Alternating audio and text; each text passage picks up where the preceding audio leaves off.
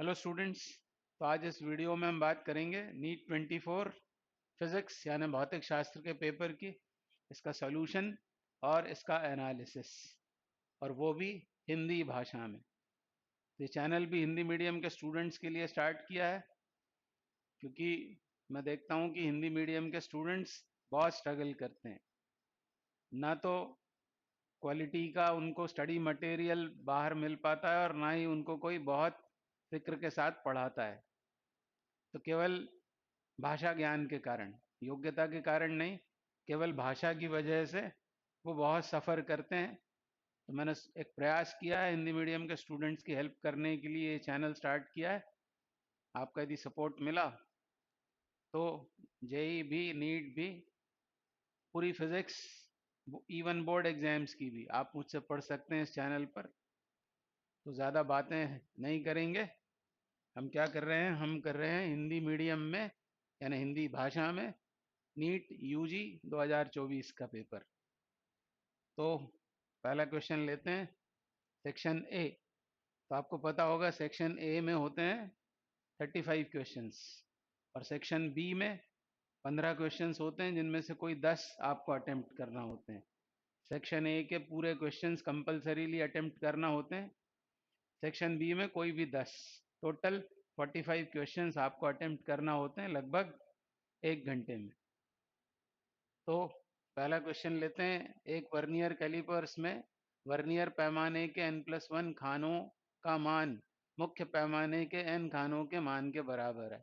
यदि मुख्य पैमाने के एक खाने का मान 0.1 मिलीमीटर हो तो वर्नियर नियतांक सेंटीमीटर में है। तो एक इंफॉर्मेशन तो यहाँ दी हुई है, वर्नियर के n+1 खानों का मान, n+1 वर्नियर स्केल डिवीजन मतलब वर्नियर पैमाने के एक खाने का मान। तो n+1 वर्नियर खानों का मान मुख्य पैमाने के n खानों के बराबर है। MSD मतलब मेन स्केल डिवीजन, मुख्य पैमाने के एक खाने का मान। तो ये इंफॉर्मेशन हमको दी हुई है। फिर बोला है कि 1 MSD, ये जो मुख्य पैमाने का एक खाना है वो कितने का है, वो है 0.1 मिलीमीटर का। 0.1 मिलीमीटर का है मुख्य पैमाने का एक खाना। हमको चाहिए क्या है, वर्नियर नियतांक, मतलब हमको ज्ञात करना है अल्पतमांक, लीस्ट काउंट, या वर्नियर नियतांक, वर्नियर कांस्टेंट। और वो भी किस में, सेंटीमीटर में। यहाँ ध्यान देना पड़ेगा। अब आपको पता होगा कि अल्पतमांक, अल्पतमांक या वर्नियर नियतांक, अल्पतमांक वो कितना होता है, लीस्ट काउंट वो होता है मुख्य पैमाने के एक खाने का मान माइनस वर्नियर के एक खाने का मान। तो जिन लोगों ने अभी ये पेपर दिया है अभी 2024 में, वो अपने आंसर चेक करेंगे, और जो 25 में देने वाले हैं वो पूरी बातें ध्यान से सुनेंगे, कहाँ पर गड़बड़ होती है। यहाँ पर ये फॉर्मूला लग रहा था, MSD माइनस VSD मतलब मुख्य पैमाने के एक खाने का मान माइनस वर्नियर के एक खाने का मान। अब MSD हमको मालूम है, VSD को हम यहाँ से ज्ञात करके यहाँ सब्स्टिट्यूट कर देते हैं इस इंफॉर्मेशन से। ये जो हमको दी हुई है इंफॉर्मेशन, इससे VSD को कितना लिख सकते हैं, n/n+1, n/n+1 क्या, MSD। ये मैंने मान रख दिया VSD का, वर्नियर के एक खाने का मान। n+1 को उधर ले जाएंगे तो n/n+1 MSD हो जाएगा। अब इसमें से MSD कर देते हैं कॉमन, MSD कर देते हैं कॉमन, जिसका मान हमको पता है। तो यहाँ क्या मिलेगा, एलसीएम लेने पर, लघुत्तम लेने पर ये होगा n+1, इधर आएगा n+1 माइनस n। इसको सॉल्व करना है, n कैंसिल, 1/n+1 MSD आ गया। ये मिला हमको वर्नियर नियतांक। वर्नियर नियतांक कितना आ गया, 1/n+1, 1/n+1, और वो भी साथ में क्या है, MSD। इसका मान डाल देते हैं यहाँ 0.1, 0.1 पर ये आएगा किसमें, यह आंसर आएगा अभी मिलीमीटर में। यह है मिलीमीटर में, मतलब 1/10 n+1। इसको ब्रैकेट में कर देते हैं, पर हमें आंसर किस में चाहिए, सेंटीमीटर में। ये किस में आया है, मिलीमीटर में तो एक 10 से और डिवाइड कर देंगे इसको, तो ये हमारा आंसर हो जाएगा 1/100 n+1। तो ऑप्शन 2 करेक्ट हो गया। तो वर्नियर का क्वेश्चन आया, नेक्स्ट ईयर हो सकता है स्क्रू गेज का क्वेश्चन आए। जनरली ये दोनों टॉपिक्स बच्चे छोड़ देते हैं। तो वर्नियर का और स्क्रू गेज दोनों का वीडियो है, जेई मेन में आए हुए क्वेश्चंस का भी एक वीडियो है, वो आपको देख लेना चाहिए। तो हिंदी में भी अभी मैं बनाने वाला हूँ पर इंग्लिश में भी उस वीडियो को देख लें आप दोनों को। तो वर्नियर या स्क्रू गेज का एक क्वेश्चन कंपलसरीली निश्चित रूप से आता ही आता है। ये क्वेश्चन आपको समझ में आया होगा। मैं फिर से एक बार बोलता हूँ, हमसे कहा है कि n+1 वर्नियर पैमाने के खाने n मुख्य पैमाने के खानों के बराबर है, ये इंफॉर्मेशन दी हुई है। अब आप ये फॉर्मूला याद रखना लीस्ट काउंट का, अल्पतमांक का। वो होता है मुख्य पैमाने के एक खाने का मान माइनस वर्नियर के एक खाने का मान।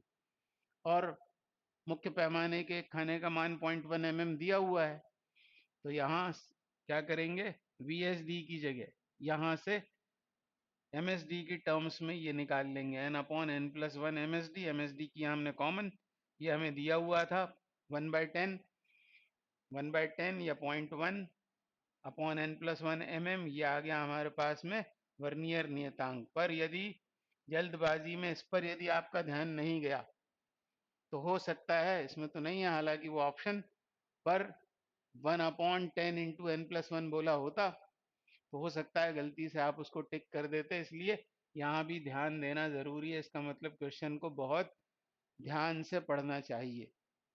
तो सेंटीमीटर में आगे भी आपको बताऊंगा, कुछ क्वेश्चंस ऐसे हैं जो जल्दबाजी में गलत हो सकते थे। 1/100 n+1 सेंटीमीटर, यानी ऑप्शन 2 इसका करेक्ट है। अगला क्वेश्चन, यदि यंग द्विझिरी प्रयोग में, मतलब ये क्वेश्चन कहाँ का है, यह है तरंग प्रकाशिकी का, वेव ऑप्टिक्स का। तो यंग के द्विस्लिट प्रयोग का के बारे में बात हो रही है। उसमें एक वर्णी स्रोत को श्वेत प्रकाश से परिवर्तित कर दिया गया।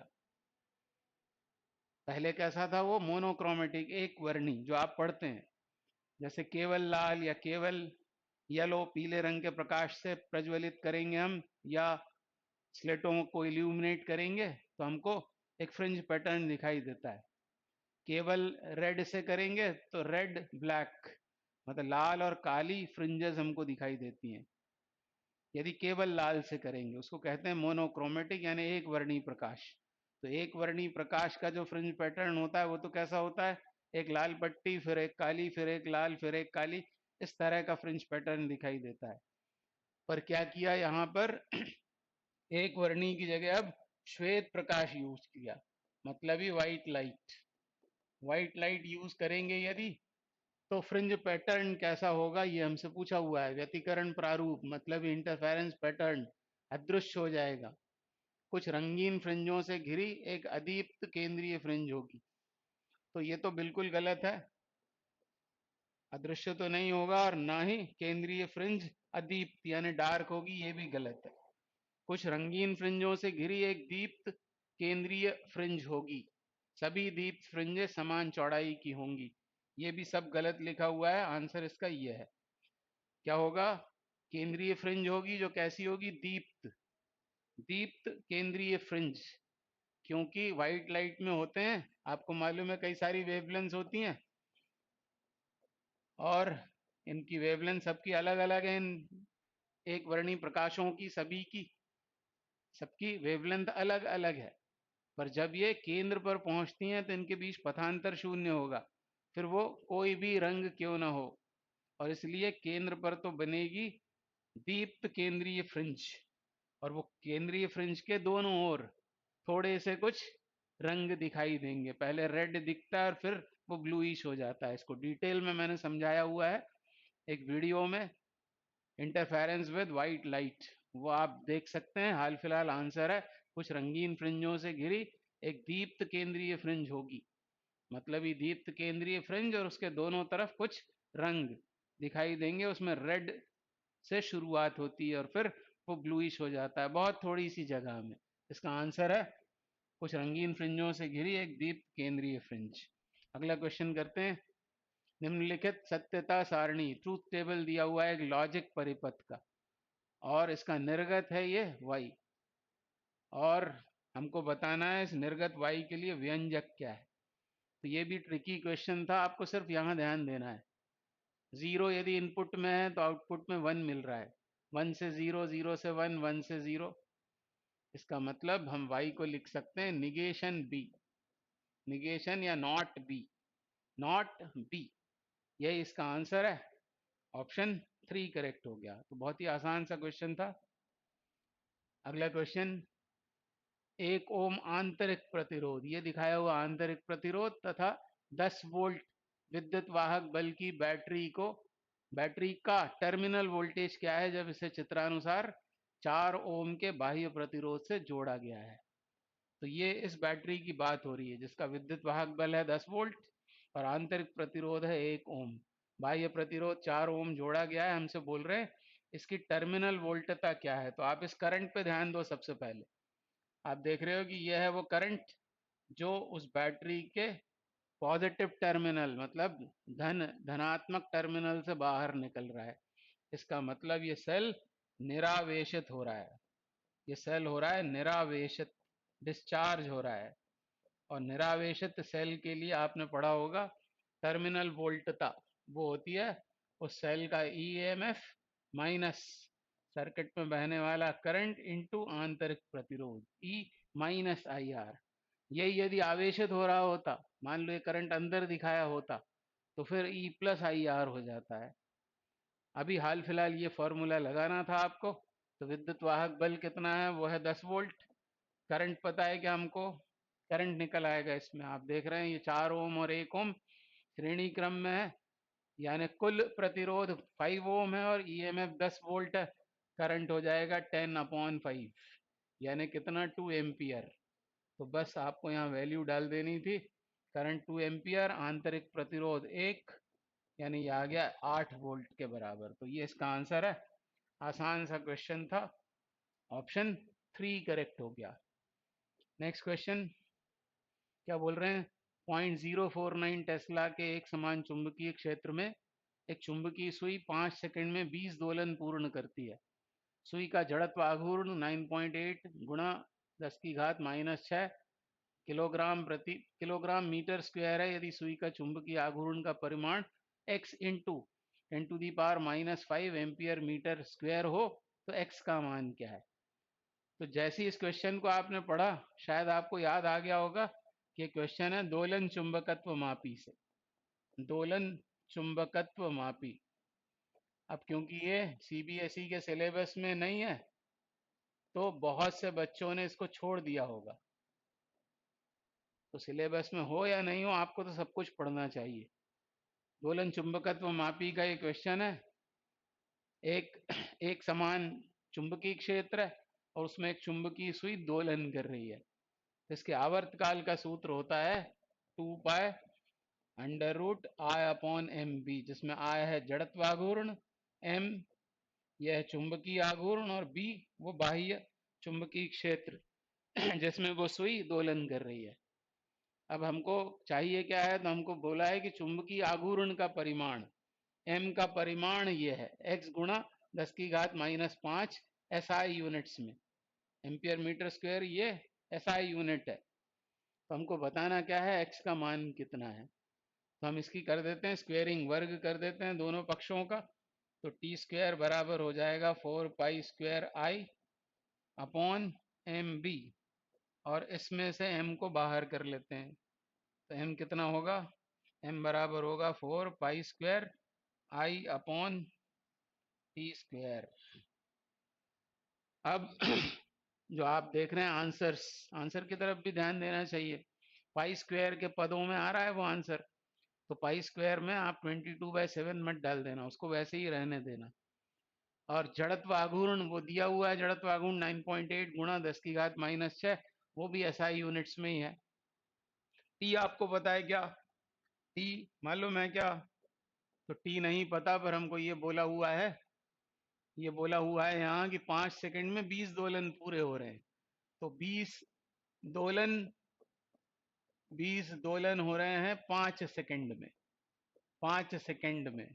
तो एक दोलन में लगने वाला समय, एक दोलन में लगने वाला समय जिसको क्या कहते हैं, जिसको कहते हैं आवर्त काल, वो कितना होगा, वो होगा 5/20, मतलब ही 1/4, 1/4 सेकेंड।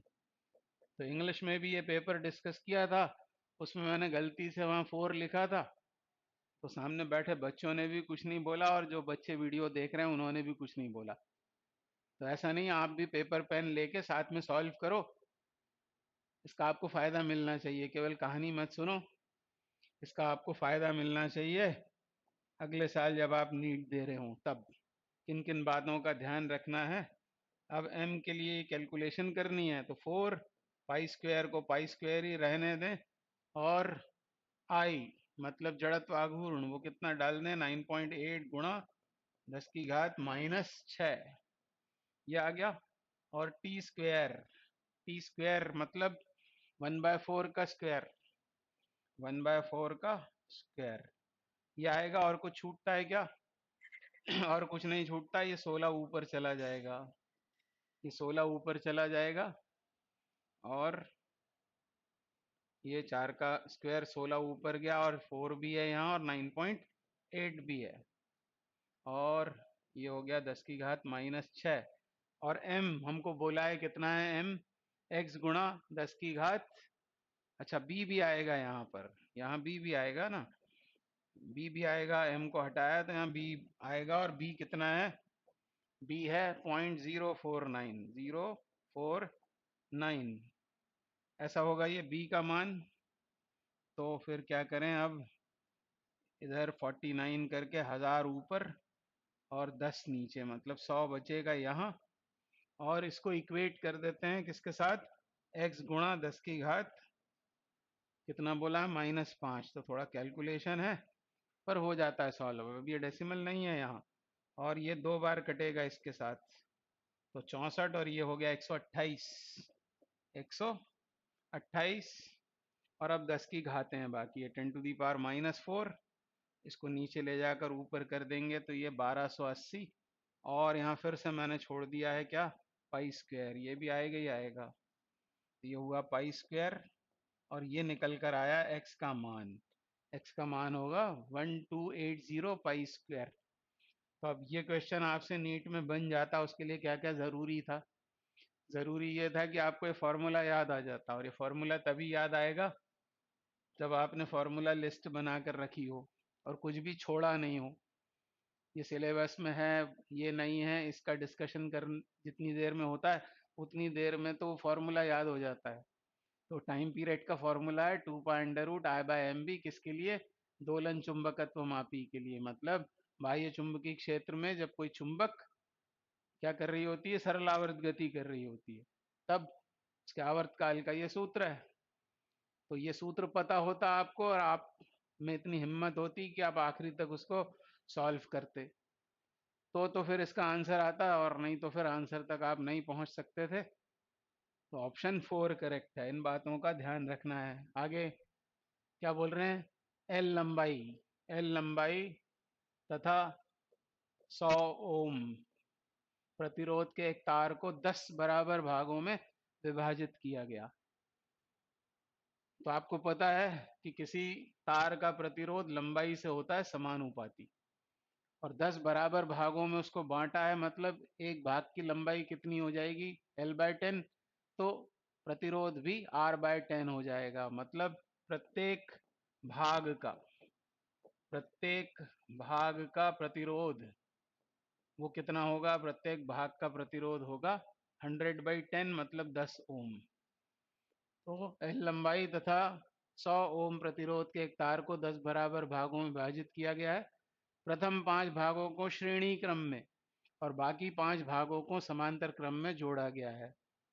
तो इसमें से 5 भाग ले लिए, और 5 भागों को श्रेणी क्रम में जब आप जोड़ेंगे, 10-10 ओम के 5 श्रेणी में जुड़ेंगे, तो कितना आ जाएगा, वो आ जाएगा 50 ओम के बराबर। आपको मालूम है सीरीज में होता है R1 + R2 + R3 का फॉर्मूला, आपको पता होगा। और इन्हीं 5 और दूसरे 5 को तो श्रेणी क्रम में जोड़ा है, और 5 प्रतिरोधों को 10 ओम के 5 प्रतिरोधों को समांतर क्रम में जोड़ दिया।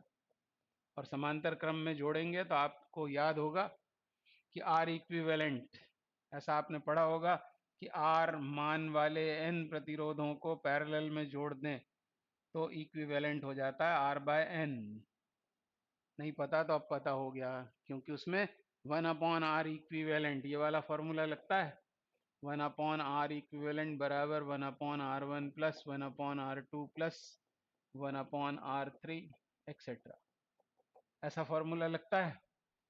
और यदि प्रत्येक आर मान का होगा तो क्या होगा, एन बाय आर आएगा यहाँ, और फिर उसको रेसिप्रोकेट कर देंगे, आर बाय एन आ जाएगा। तो यदि याद होगा तो सीधे ये कितना मिलेगा हमको, 2 ओम। मतलब 5 को जब श्रेणी क्रम में जोड़ा तो मिला 50 ओम, और 10 ओम के 5 को जब समांतर में जोड़ा तो कितना मिला, 2 ओम। फिर क्या बोल रहे हैं, दोनों संयोगों को, मतलब श्रेणी और समांतर, इन संयोगों को अब श्रेणी क्रम में जोड़ दिया। मतलब 50 ओम और 2 ओम को अब श्रेणी क्रम में जोड़ दिया तो अंतिम संयोजन का प्रतिरोध क्या है, तो वो हो जाएगा 52, क्योंकि अब ये दोनों श्रेणी क्रम यानी सीरीज में आ गए। तो आंसर हो जाएगा 52 ओम। तो यदि आप में पेशेंस है तो फिर इस तरह का सवाल बन पाएगा आपसे। थोड़ा सब्र रखना पड़ेगा। क्या पढ़ेंगे आप, एल लंबाई का और 100 ओम प्रतिरोध का तार है, 10 बराबर भाग कर दिए, प्रत्येक भाग का प्रतिरोध 10 ओम होगा। इन 10 भागों में से, ये जो 10 भाग थे इनमें से 5 को श्रेणी क्रम में जोड़ा तो 50 ओम आ जाएगा, और 5 को समांतर क्रम में जोड़ा तो 2 ओम आ जाएगा, और फिर 50 और 2 ये मिलकर हो जाएगा 52।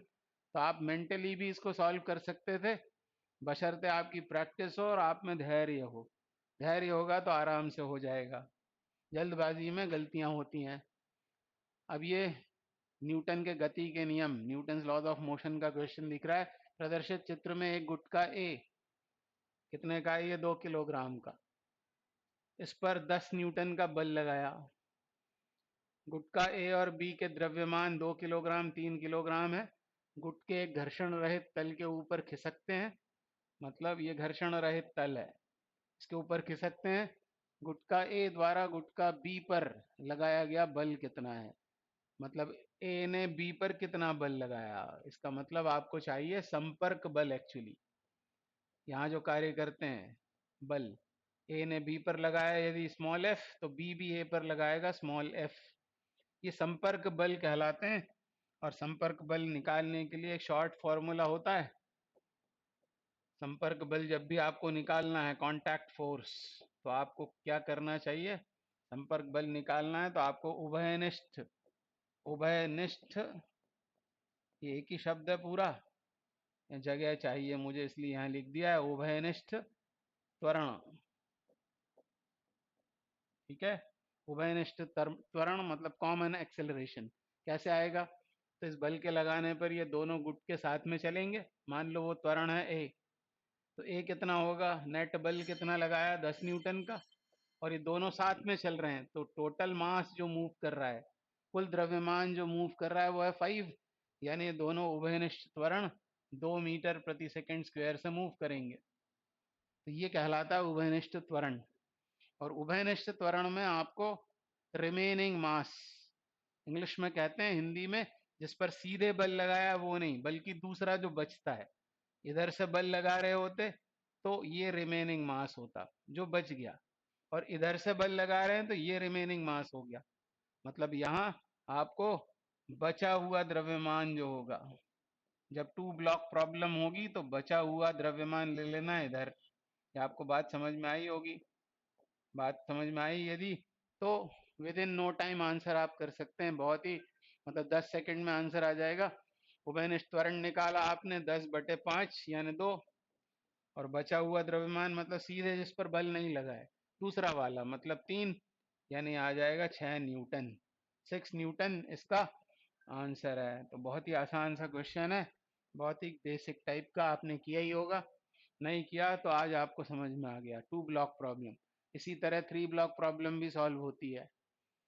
नेक्स्ट क्या बोल रहे हैं, 10 सेंटीमीटर त्रिज्या की कसकर लिपटी 100 फेरों वाली एक कुंडली में प्रवाहित धारा 7 एम्पियर है। कुंडली के केंद्र पर चुंबकीय क्षेत्र का परिमाण कितना है? दिया गया है निर्वात की चुंबकशीलता 4 पाई गुणा 10 की घात -7 ऐसा है मात्रक। तो फॉर्मूला आपको पता होगा। मैं बच्चों को कहता हूं कि ऐसे लिखो, इसे mu naught upon 4 pi 2 pi N I upon R. इस तरह लिखने का कुछ फायदा होता है। और ये आंसर आता किस में है?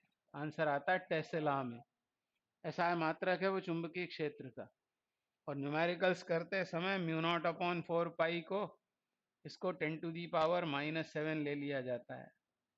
ये हो जाएगा। फिर 2 पाई की वैल्यू 3.14 या 22/7 डाल देते हैं। क्यों?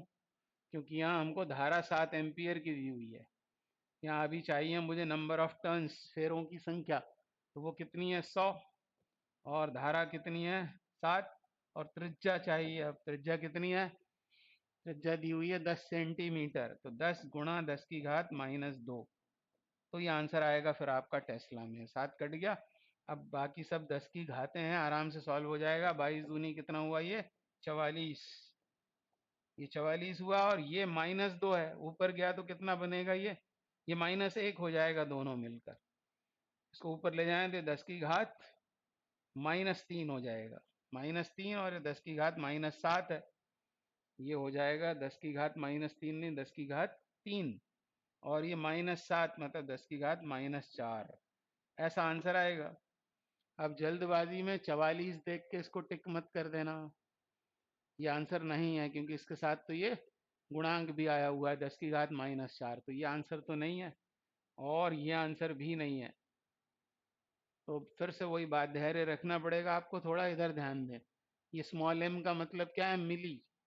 मिली। और मिली मतलब क्या होता है? 10 टू दी पावर -3। तो इसमें से यदि एक 10 नीचे ले जाएं तो बचेगा क्या? बचेगा वो -3। और वो जो नीचे ले गए 10, उससे इसको डिवाइड कर दें तो क्या बन जाएगा? ये 4.4। तो ये अभी भी टेस्ला में है, पर इसको हम अब लिख सकते हैं 4.4 मिली टेस्ला। मिली टेस्ला। ये इस क्वेश्चन का आंसर होगा। आंसर 3 करेक्ट हो गया। तो ये इस क्वेश्चन का आंसर है। तो आगे बढ़ते हैं अब। नेक्स्ट क्वेश्चन क्या बोल रहे हैं? एक आदर्श ट्रांसफार्मर में फेरों की संख्याओं का अनुपात NP अपॉन NS बराबर 1/2 है। अनुपात VS अपॉन VP किसके बराबर है? VS अपॉन VP किसके बराबर है? तो आपने पढ़ा होगा, इसको कहते हैं ट्रांसफॉर्मेशन रेशो, परिणमन अनुपात। Transformation transformation ratio. हिंदी में आप देखना, इसको लिखा होता है परिणमन अनुपात। परिणमन अनुपात मतलब सेकेंडरी का वोल्टेज अपॉन प्राइमरी का वोल्टेज। द्वितीयक कुंडली जो है उसका वोल्टेज और प्राथमिक कुंडली का वोल्टेज, इसका अनुपात ये कहलाता है परिणमन अनुपात। और ये होता है NS। मतलब सेकेंडरी कॉइल में कितने टर्न्स हैं अपॉन प्राइमरी में कितने हैं। तो हमको इसकी वैल्यू निकालनी है। VS upon VP। हमको दिया क्या है? NP upon NS। तो NP अपॉन NS कितना होगा? इसको ऐसे लिख के सोच सकते हैं, मतलब सोचना है, लिखना नहीं है। NP upon NS। और NP अपॉन NS कितना दिया हुआ है हमको? वो दिया है 1/2। तो ये रेसिप्रोकेट होकर हो जाएगा 2:1। तो फार्मूला बेस्ड क्वेश्चन था, आंसर इसका 2 सही है। नेक्स्ट क्वेश्चन क्या बोल रहे हैं? निम्न में से कौन सा ग्राफ 1/λ² तथा इसकी गतिज ऊर्जा E के परिवर्तन को दर्शाता है, जहां लैम्डा एक मुक्त कण की डी ब्रॉगली तरंग दैर्ध्य है। तो क्या याद आना चाहिए आपको? डी ब्रॉगली तरंग दैर्ध्य। आसान सा क्वेश्चन है, बस डर जाएंगे आप ग्राफ को देखकर, तो डरना मत। डी ब्रोगली तरंग दैर्ध्य वो होती है H अपॉन P, जिसमें H क्या है? प्लांक नियतांक। और P है संवेग, रेखीय संवेग। और रेखीय संवेग और गतिज ऊर्जा में क्या संबंध है आपस में? ये आपने 11th में पढ़ा हुआ है।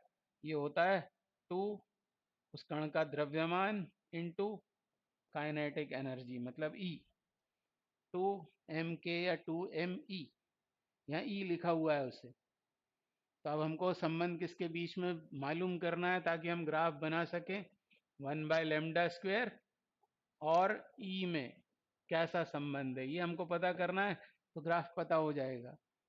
तो λ² क्योंकि चाहिए तो इसका वर्ग कर देते हैं दोनों पक्षों का, तो ये हो गया λ² बराबर h² अपॉन 2me। और अब इस ई को ले जाता हूँ मैं यहाँ LHS में, और यहाँ लाता हूँ मैं λ² को, 1/λ², और बचता क्या है, h² अपॉन 2m। और ये जो राशि है ये तो नियतांक है, h तो नियतांक होता ही है, और उस कण का द्रव्यमान भी नियत होगा जिस कण की बात चल रही है। तो ये यदि दोनों ये कांस्टेंट है, इसका मतलब E और 1/λ² ये कैसे हो गए, समानुपाती। पूरा इसको ले लें तो E और λ² तो व्युत्क्रमानुपाती है, पर E और 1/λ² कैसे हो गए, समानुपाती।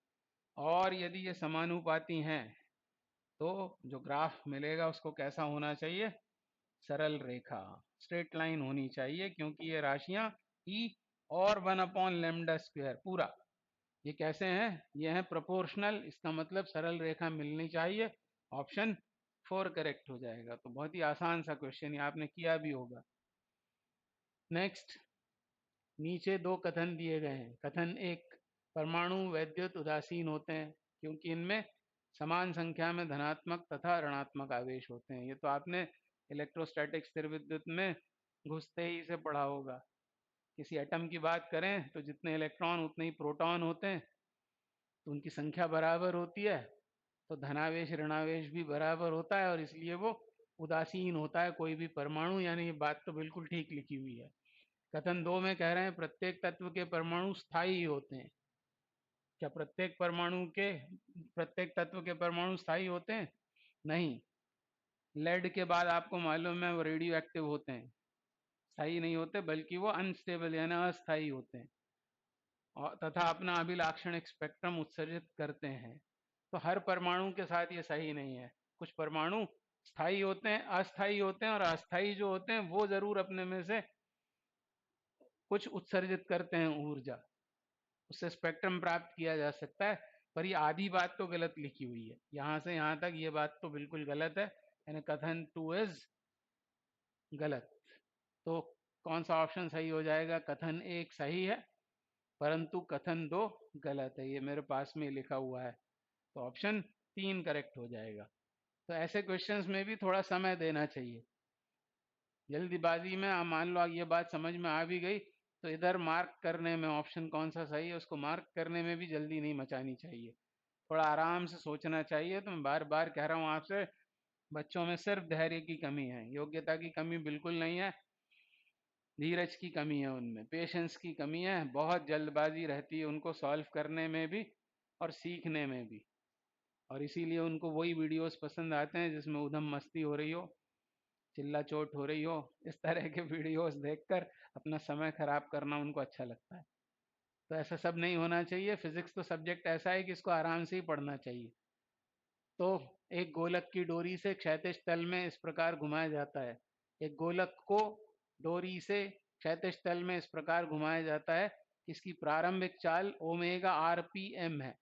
तो आरपीएम तो आप जानते होंगे, आरपीएम का मतलब होता है रिवॉल्यूशंस पर मिनट, मतलब एक मिनट में रिवॉल्यूशंस, जितने उसने चक्कर पूरे किए उसको कहते हैं रिवॉल्यूशंस पर मिनट। तो ओमेगा आरपीएम से पहले वो घूम रहा था, कब, जब उसको क्षैतिज तल में घुमाया जा रहा था। यहाँ बना सकते हैं उसका हम डायग्राम, दो तरह से इसको सॉल्व कर सकते हैं। इंग्लिश मीडियम वाले वीडियो में कुछ अलग तरह से सॉल्व किया था, ऐसे भी इसको किया जा सकता है। मान लो यह है एम द्रव्यमान का कण और इसको ओमेगा से इस तरह घुमा रहे हैं, तो जब ओमेगा से इसको घुमाएंगे तो हमको मालूम है केंद्र की ओर एक बल कार्य करेगा, उसको क्या कहते हैं, उसको कहते हैं अभिकेंद्र बल। केंद्र की ओर एक बल कार्य करता है, अभिकेंद्र बल कहलाता है। mv²/r फॉर्मूला तो याद ही होता है आपको, पर एक और फॉर्मूला है mr ओमेगा स्क्वायर, और ये बल ही इस डोरी में, क्योंकि ये डोरी है पूरी, इस डोरी से इसको बांधा है, क्षैतिज तल में घुमा रहे हैं, तो इस डोरी के अनुदिश भीतर की ओर ये बल कार्य करेगा, और यही रोल प्ले करता है टेंशन का। आपको मालूम होगा अभिकेंद्र या अपकेंद्र बल ये प्रकृति के बल नहीं है, कोई ना कोई उसका रोल प्ले करता है। तो यहाँ पर तनाव ने जो अभिकेंद्र बल चाहिए उसका रोल प्ले किया। तो ऐसी इक्वेशन आपको याद आ जानी चाहिए थी। अब आगे क्या कह रहे हैं, डोरी में तनाव T है, यदि त्रिज्या को समान रखकर, इसको समान रखकर इसको ओमेगा को 2 ओमेगा कर दिया, तो ये भी कांस्टेंट, ये भी कांस्टेंट, ये दोनों नियतांक हैं यदि ओमेगा स्क्वायर और टी कैसे हो गए, ये हो गए समानुपाती। और यदि ओमेगा दुगना कर दें तो तनाव 4 गुना हो जाएगा। तो बस ये फॉर्मूला आपको याद आ जाना चाहिए था, आवश्यक अभिकेंद्र बल बराबर तनाव, और एम और आर दोनों ये नियतांक, और इसलिए T proportional to omega square, omega को दुगना किया तो तनाव 4 गुना हो जाएगा। आंसर 2 करेक्ट है। तो आसान क्वेश्चन था। अगला, निम्नलिखित कथनों ए और बी को लेकर सही उत्तर चुनिए। सोलर सेल के लिए आई वी अभिलाक्षणिक, मतलब करंट और वोल्टेज अभिलाक्षणिक दिए गए ग्राफ के चौथे चतुर्थांश में होते हैं। मालूम होगा आपको, एनसीईआरटी में बहुत अच्छे से इसको समझाया हुआ है। इस तरह का होता है आई वी अभिलाक्षणिक वक्र जो चौथे चतुर्थांश में होता है, यानी ये बात बिल्कुल सही लिखी हुई है। उत्क्रम अभिनत पीएन जंक्शन डायोड में धारा बहुसंख्यक आवेश वाहकों के कारण माइक्रो एम्पियर में मापी जाती है। ये गलत लिखा है, बहुसंख्यक नहीं, यहाँ आना चाहिए था अल्पसंख्यक, अल्पसंख्यक। तो ये ऑप्शन, ये स्टेटमेंट गलत है। इसका आंसर क्या हो जाएगा, ए सही है एवं बी गलत है। ए सही है एवं बी गलत है, ऑप्शन 1 करेक्ट हो गया। तो ये एनसीईआरटी भी आपको पढ़नी चाहिए, एनसीईआरटी के एक्सरसाइजेस भी सॉल्व करने चाहिए। आपका पेपर एनसीईआरटी पर बेस्ड ही होता है। आपने ये बायो में भी देखा होगा, केमिस्ट्री में भी देखा होगा। अब अगला क्वेश्चन, एक उष्मागतिक निकाय के चक्रीय प्रक्रम A B C D A से ले जाया जाता है। एक उष्मागतिक निकाय को होना चाहिए था यहाँ, चक्रीय प्रक्रम A B C D A से ले जाया जाता है, बी सी पथ के अनुदिश गैस द्वारा कृत कार्य है। तो इस तरह से उस निकाय को ले जाया जा रहा है, A B C D A. हमसे पूछा क्या है, बस यहाँ गलती हो सकती थी। ये क्वेश्चन भी ऐसा है जो असावधानी से इसको पढ़ेंगे उनसे वो गलत हो जाएगा। हमसे पूछा है कार्य पर कहाँ, बीसी पथ के अनुदिश गैस द्वारा कृत कार्य। तो गड़बड़ ये होगी कि जैसे आपने इसको देखा, ये क्वेश्चन आपने जरूर किया होगा पहले प्रैक्टिस में, तो जैसे ही आपने इसे देखा आप इसका एरिया निकाल डालेंगे, और एंटी क्लॉक है तो माइनस साइन के साथ, यानी इन दोनों में से कोई टिक करेंगे, इसका एरिया निकाल कर सॉल्व करोगे तो -60 आने वाला है। और ये आंसर गलत है, क्योंकि हमसे वर्क डन पूछा है बीसी के दौरान, यहाँ बीसी के दौरान, और बीसी के दौरान आप देख रहे हैं ये आयतन नियत है, आयतन कांस्टेंट है ना, आयतन में परिवर्तन शून्य है, और आयतन में यदि परिवर्तन शून्य है तो वर्क डन भी क्या होगा, शून्य होगा। क्योंकि वर्क डन इस चैप्टर में थर्मोडायनामिक्स में आपने वर्क डन के बारे में पढ़ा है, वो है पीडीवी। पीडीवी गैस द्वारा किया गया कार्य, पीडीवी। और डीवी मतलब वही आयतन में परिवर्तन, यहाँ आयतन में परिवर्तन हो ही नहीं रहा है, आयतन में परिवर्तन नहीं हो रहा है, यानी डेल्टा वी या डीवी ये 0 होगा, तो कार्य शून्य होगा। ये भी लापरवाही से गलत हो सकता है, और 4 नंबर बड़े कीमती होते हैं आप लोगों के लिए। जब सीटें इतनी कम हो और बच्चे इतने ज़्यादा हों तो आपको बहुत सावधानी से पेपर देना है, धैर्य के साथ में। एक पतला गोलीय कोश किसी स्रोत द्वारा आवेशित किया गया है। प्रदर्शित चित्र के अनुसार दो बिंदुओं C तथा P के बीच विभवांतर वोल्ट में है। यह C जो केंद्र है और ये पृष्ठ पर है, ऐसे दो बिंदुओं के बीच विभवांतर चाहिए। तो आपको मालूम होगा कि गोलीय कोश हो, मतलब जिसकी सरफेस पर, पृष्ठ पर आवेश उपस्थित हो, तो जितना विभव P पर होता है उतना ही विभव होगा इस गोले के अंदर के प्रत्येक बिंदु पर, तो C पर भी उतना ही होगा। और इसलिए विभवांतर कितना होगा, विभवांतर हो जाएगा 0, मतलब इसको भी सॉल्व नहीं करना था, बस ध्यान से इसको पढ़ना था। तो इसका भी आंसर 0 है। तो आप देख रहे हैं अभी तक 2 क्वेश्चन ऐसे हो गए जिसका आंसर 0 है। 0 भी आंसर हो सकता है। तो अगला क्वेश्चन करते हैं। क्या बोल रहे हैं, एक पतली छड़ इंपॉर्टेंट है का इसके मध्य बिंदु से गुजरने वाले छड़ के लंबवत अक्ष के परितः जड़त्व आघूर्ण 2400 ग्राम सेंटीमीटर स्क्वायर है। 400 ग्राम की छड़ की लंबाई लगभग है, वो हमको निकालनी है। तो अब यदि फॉर्मूले आपको याद हैं तो ये क्वेश्चन बहुत आसान है। आपको पता होगा कि ऐसी छड़ इस तरह की है, वो पतली छड़, और केंद्र से गुजरने वाली छड़ के लंबवत अक्ष के परितः इसको घुमा रहे हैं, ये हो गई उसकी अक्ष, और तब इसका जड़त्व आघूर्ण होता है ml/12। ये फॉर्मूला यदि याद आ गया तो क्वेश्चन बहुत आसान है, और यही हमको दिया है जड़त्व आघूर्ण। और दूसरी बात ये कि आंसर सेंटीमीटर में यानी सगस पद्धति में आ रहा है, और ये जो डेटा दिया हुआ है वो भी सीजीएस पद्धति में है, यानी कुछ भी बदलने की जरूरत नहीं है, सब कुछ आपको सीजीएस में ही काम करना है। तो ml/12 इज इक्वल टू कितना है, वो 2400, इसलिए यूनिट नहीं लिखा है मैंने। और द्रव्यमान दे रखा है 400 ग्राम, हमको चाहिए क्या, हमको चाहिए लंबाई। तो इसमें से एल स्क्वायर को हटाया तो एल स्क्वायर बराबर क्या होगा, 2400 गुणा 12 अपॉन द्रव्यमान, और द्रव्यमान कितना दिया हुआ है 400। तो ये 400 से 6 बार कटेगा, मतलब ये आ गया 72, 72 आ गया ये। तो एल स्क्वायर बराबर 72, और 72 को लिख सकते हैं 36 गुणा 2, यानी 6√2 आ जाएगा आंसर। पहले तो 36 गुणा 2 लिखा और फिर वर्गमूल लिया, तो ये आ गया 6√2, और आंसर आएगा किसमें, आंसर आएगा सेंटीमीटर में। अब 6√2 कहाँ दिख रहा है आपको, तो ये होना चाहिए आंसर, वो भी लगभग पूछा हुआ है हमसे। आप सॉल्व करोगे भी तो यही आने वाला है, 1.41√2 का मान गुणा 6 किया तो 24, और ये आ गया 8.46, जो लगभग 8.5 सेंटीमीटर के बराबर है। आंसर 1 करेक्ट हो गया। नेक्स्ट क्वेश्चन, क्या बोल रहे हैं, एक वृत्ताकार पथ पर एक समान चाल से गतिमान एक कण जारी रखता है, मतलब ये बात हो रही है एक समान वृत्तीय गति की, एक समान वृत्तीय गति की बात हो रही है, यूसीएम यूनिफॉर्म सर्कुलर मोशन। तो आपको मालूम है यूनिफॉर्म सर्कुलर मोशन में कण की चाल नियत होती है, मतलब वेग का परिमाण नियत होता है, ना कि वेग। तो ऑप्शन देखते हैं, ये होगा नियत, नियत होगा ये, नियत मतलब नियतांक। तो चाल नियत होती है, वेग लगातार बदलता है, वेग होता है स्पर्श रेखा की दिशा में, और वो दिशा में लगातार बदलता रहता है।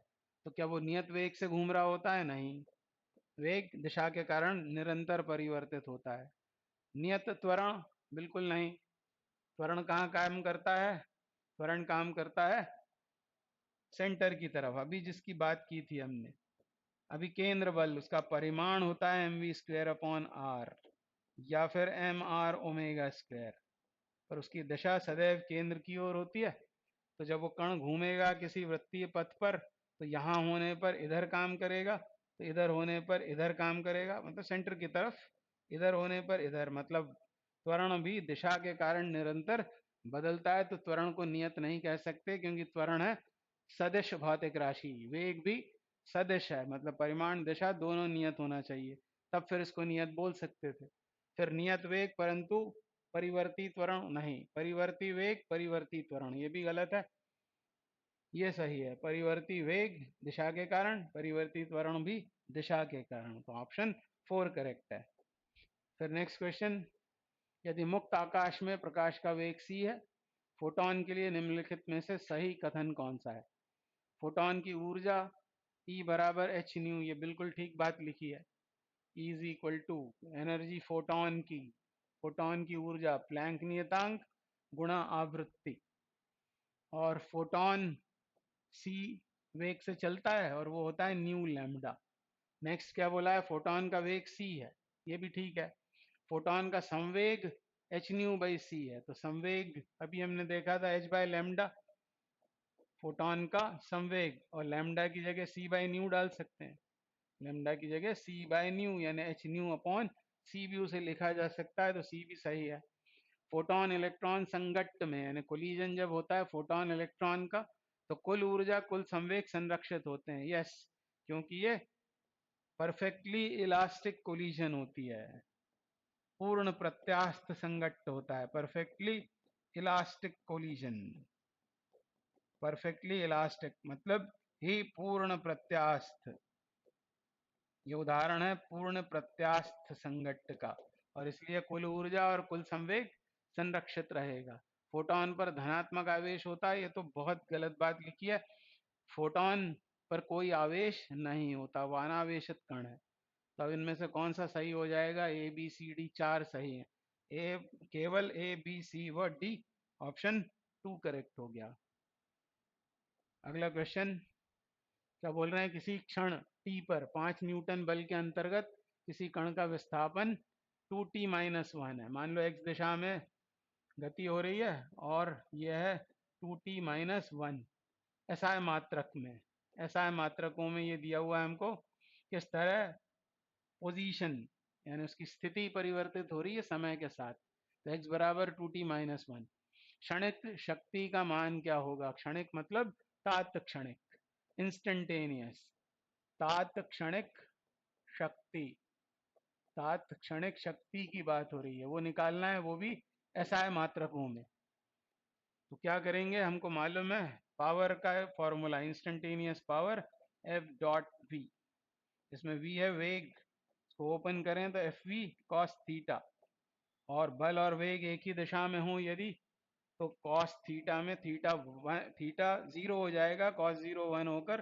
फॉर्मूला तो ये लगाना है हमको, एफ इंटू वी।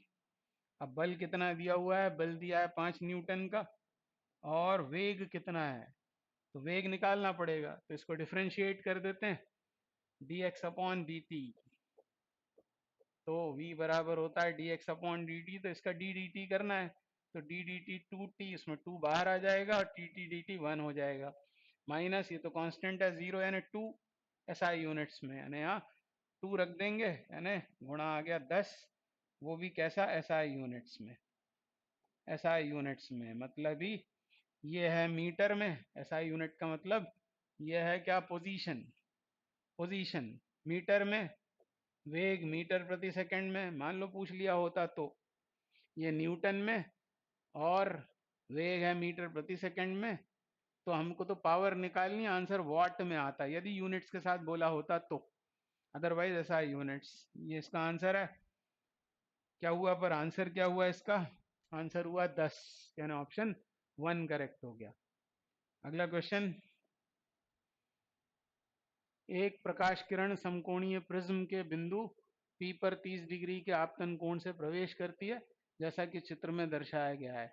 यह प्रिज्म के आधार BC के समांतर चलकर AC सतह के अनुदिश पारगमित होती है। प्रिज्म का अपवर्तनांक है। ये बहुत अच्छा क्वेश्चन है, मैं आपको समझा भी देता हूँ स्नेल का नियम कैसे लगाते हैं हम न्यूमेरिकल्स में। वैसे तो आपको मालूम है, आप बोल देंगे म्यू बराबर sine I upon sine R, पर इससे काम नहीं चलता है। आपको उसको इस तरह याद रखना है, म्यू साइन थीटा कांस्टेंट। मैं अभी आपको समझाता हूँ, म्यू साइन थीटा कांस्टेंट। अब इस प्रिज्म की बात करें, यदि ये डायग्राम आपको यदि दिख रहा है साफ साफ, तो हम बात करेंगे पहले ए बी पर अपवर्तन। ये जो पृष्ठ ए बी है, पृष्ठ ए बी पर अपवर्तन के लिए, पर अपवर्तन के लिए हम अपवर्तन के लिए स्नेल का नियम लगाएंगे। तो कैसे लगाते हैं? तो देखो यहाँ पर ये आपतन कोण कितना है? 30, और ये किरण फिर विक्षेपित हो गई, डिविएट हो गई इधर, और ये जो कोण बना इसको कहते हैं अपवर्तन का कोण, R1। तो यदि यहाँ लगा रहे हो आप स्नेल का नियम, तो आप लिखोगे इस तरह से, म्यू साइन थीटा कांस्टेंट। तो बाहर खड़े हैं तो माध्यम कौन सा? वायु। वायु है तो लिख लेंगे 1 उसका अपवर्तनांक, और उस माध्यम में बनने वाले एंगल का साइन, मतलब हो जाएगा साइन 30। तो 1 sin 30। और फिर मान लेते हैं प्रिज्म के पदार्थ का अपवर्तनांक है म्यू, जो हमको ज्ञात करना है वो है म्यू। तो अब जिस माध्यम में किरण गई उसका अपवर्तनांक म्यू और उसमें बनने वाले एंगल का साइन मतलब साइन R1। इस तरह इक्वेशन लिखेंगे। फिर से बोलता हूं मैं, बाहर माध्यम कौन सा है, वायु, कोण कितना है 30, तो क्या लिखेंगे 1 sin 30। फिर अंदर गई जब ये किरण तब माध्यम का अपवर्तनांक है म्यू, एंगल है R1, तो लिखेंगे म्यू साइन R1। इनको इक्वेट कर देंगे। ऐसा करने पर यहां से साइन R1 आ जाएगा। साइन R1 साइन 30 कितना होता है 1/2, म्यू को भी ले जाएं तो ये हो गया 1/2 म्यू। एक रिजल्ट हमको मिल गया जिसकी जरूरत है हमें, साइन R1। अब बात करते हैं इस सरफेस की, सरफेस AC की, पृष्ठ AC के लिए। पृष्ठ AC पर अपवर्तन के लिए फिर से लगा रहे हैं हम स्नेल का नियम। अपवर्तन के लिए पृष्ठ AC पर अपवर्तन के लिए तो यह आपतन कोण हो जाएगा और इसको मान लेते हैं R2। और आपको बोला है कि ये किरण कैसी जा रही है, आधार के समांतर, मतलब ये न्यूनतम विचलन की स्थिति में है। तो R2 आपतन कोण और ये 90 जिसको निर्गत कोण कहते हैं। इन दोनों को ही कई बार अपवर्तन के कोण कहते हैं, इसे निर्गत, इसको आपतन कोण कहते हैं। तो A बराबर होता है R1 plus R2, R1 plus R2। और हमें R2 को यदि लिखना है R1 के पदों में तो A हमें दिया हुआ है, A कितना है 90, क्योंकि ये समकोणिक प्रिज्म है। तो R2 कितना हो जाएगा 90 माइनस R1। इसको यहाँ यूज करने वाले हैं हम। फिर से लिखता हूं मैं स्नेल नियम से, क्या लिखेंगे, म्यू इस माध्यम का अपवर्तनांक, इसमें बनने वाले कोण का साइन मतलब sine 90 minus R1 is equal to, बाहर आएंगे तो वायु और साइन 90, साइन 90 1 होता है और ये होता है cos, sine 90 minus theta cos theta होता है, यानी ये हो गया म्यू कॉस R1 बराबर 1। और इसलिए कॉस R1 कितना हुआ, कॉस R1 हुआ 1/म्यू। इसकी भी हमें जरूरत थी। अब ये सब हम क्यों कर रहे हैं, क्योंकि हमको म्यू की वैल्यू चाहिए। तो पहले हमने निकाल लिया साइन R1, फिर निकाल लिया कॉस R1। अब इन दोनों इक्वेशंस को वर्ग करके जोड़ देते हैं। तो sine square R1 plus cos square R1 ये तो 1 हो जाएगा। Sine square theta plus cos square theta 1 होता है। और इस तरफ क्या होगा, इसके RHS का square 1/4 mu square, 4 mu square, और इसके RHS का स्क्वायर होगा 1/म्यू स्क्वायर। और 1/म्यू स्क्वायर कर दिया कॉमन, तो अंदर क्या बचा, अंदर बचा 5/4 एलसीएम लेने पर यह है 1/म्यू स्क्वायर किया कॉमन, तो ये हो गया 5/4। तो म्यू स्क्वायर बराबर हो गया 5/4। इसका इधर कर दिया तेरे गुणा 5/4 और इसका मतलब म्यू आ गया आपके पास √5/2। तो ये बहुत ही अच्छा क्वेश्चन था, अब तक का सबसे डिफिकल्ट। और एक वो चुंबक वाला जिसका फॉर्मूला याद आने पर और थोड़ा पेशेंस रखने पर वो सॉल्व होता। पर ये क्वेश्चन तो अच्छा क्वेश्चन है, डिफिकल्ट क्वेश्चंस में आएगा ये, पर कुछ बच्चों से बन भी गया होगा। तो अब कभी आया तो आपको इस तरह से उसको सॉल्व करना है। फिर से बोल रहा हूँ मैं, आप फिर भी पेशेंस तो रखना ही है, परेशान नहीं होना। अब ये देखो बहुत आसान सा क्वेश्चन आया, क्या बोल रहे हैं, निम्नलिखित परिपथ में टर्मिनल ए और टर्मिनल बी के बीच तुल्य धारिता कितनी है। तो आप देख रहे हैं 5 संधारित्रों का संयोग किया यहाँ। अब यह है संतुलित wheat stone bridge, balanced wheat stone bridge. कैसे पता आपको कि यह संतुलित है, संतुलित व्हीट स्टोन सेतु कैसे पता, क्योंकि इसका और इसका अनुपात वही है 1:1 जो इन दोनों का है। मतलब इस वाले को आप हटा सकते हैं मन ही मन में, और इनको हटाने के बाद ये दोनों आ जाएंगे श्रेणी क्रम में, ये दोनों आ जाएंगे श्रेणी क्रम में, और आपस में इनका होगा समांतर क्रम। तो 2 माइक्रोफैरेड के यदि श्रेणी क्रम में है तो इनका परिणामी कितना होगा, वो होगा 1। मैं जनरली बच्चों को बोलता हूँ ऐसे याद रखो, के बी सी रीलोडेड। मतलब क्या है कहने का कि स्प्रिंग, ये स्प्रिंग नियतांक है, स्प्रिंग नियतांक। और ये क्या है, तो ये है पावर ऑफ बल्ब्स, मतलब बल्ब की शक्ति।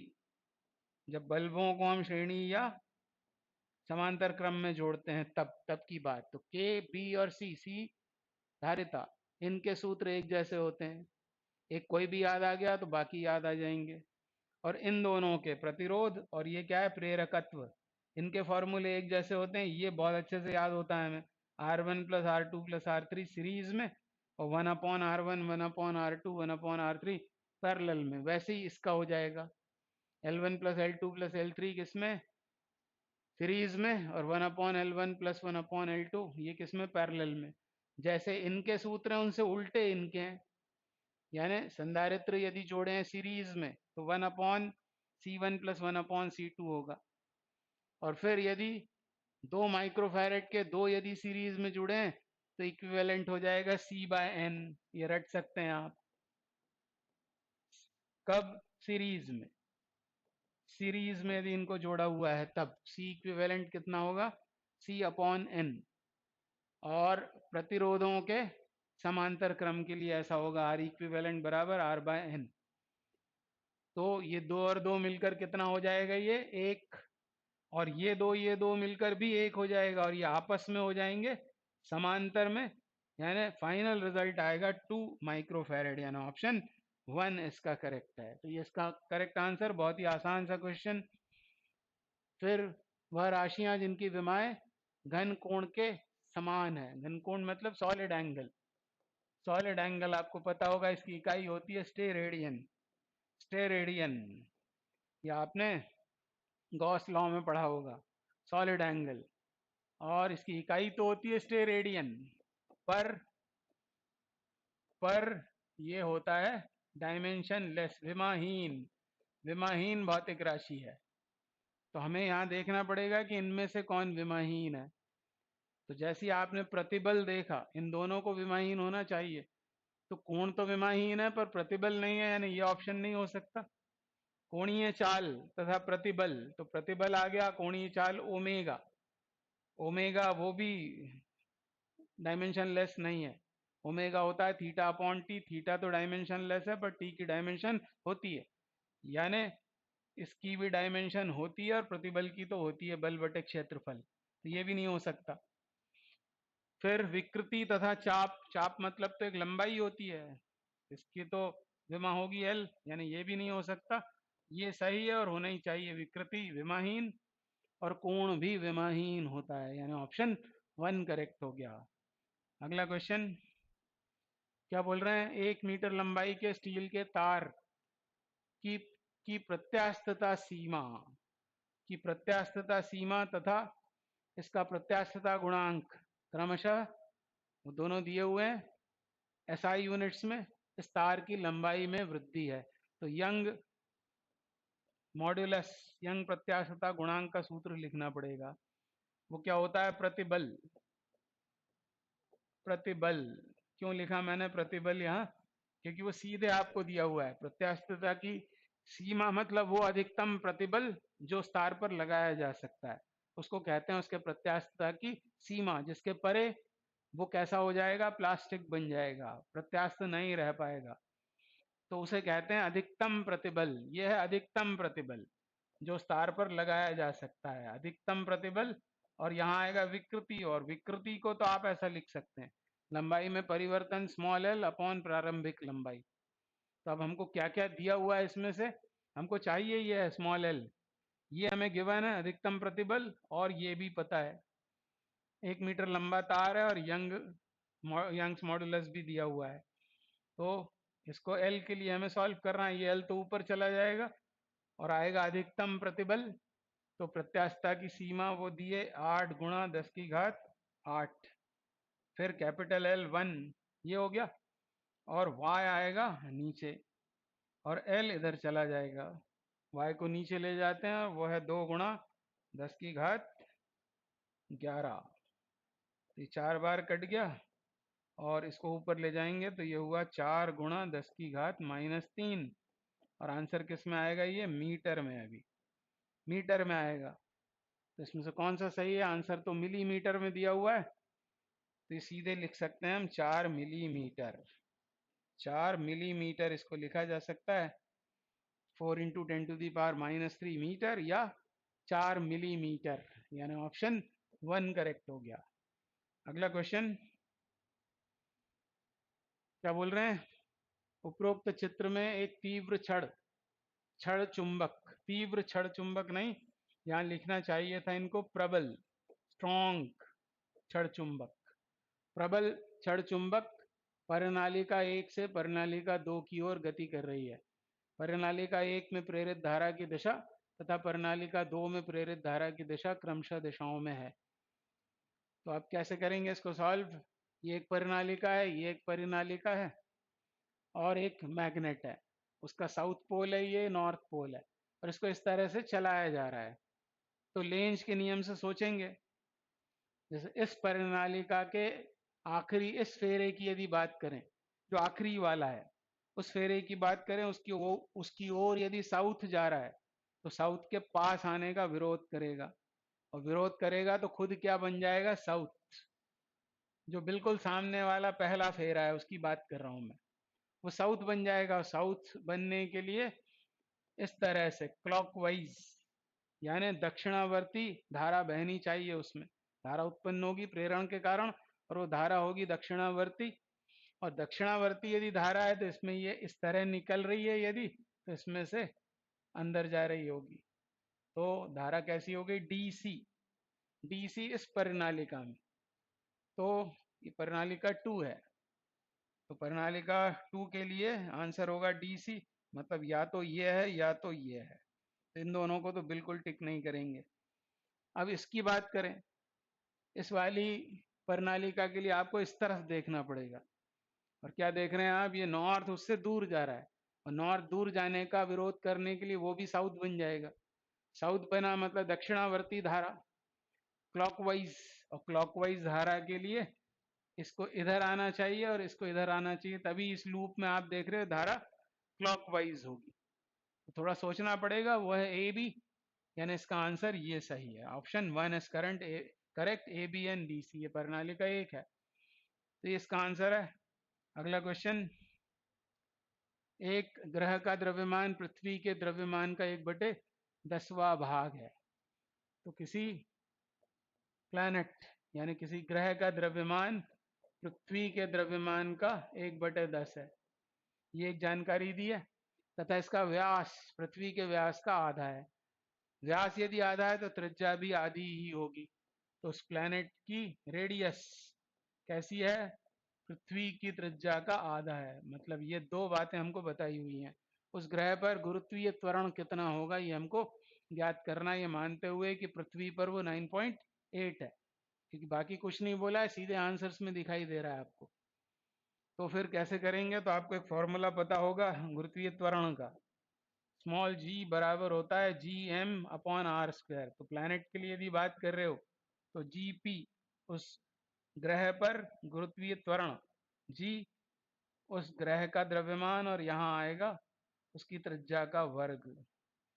ठीक है, अब यहाँ वैल्यू डालते हैं, Gmp वो है me/10, ये आ गया, और rp² मतलब इसका स्क्वायर, ये हो जाएगा re²/4, वो 4 ऊपर चला गया, और 4/10 को अलग लिख लें यदि, तो बचता क्या है? बचता है Gme/re²।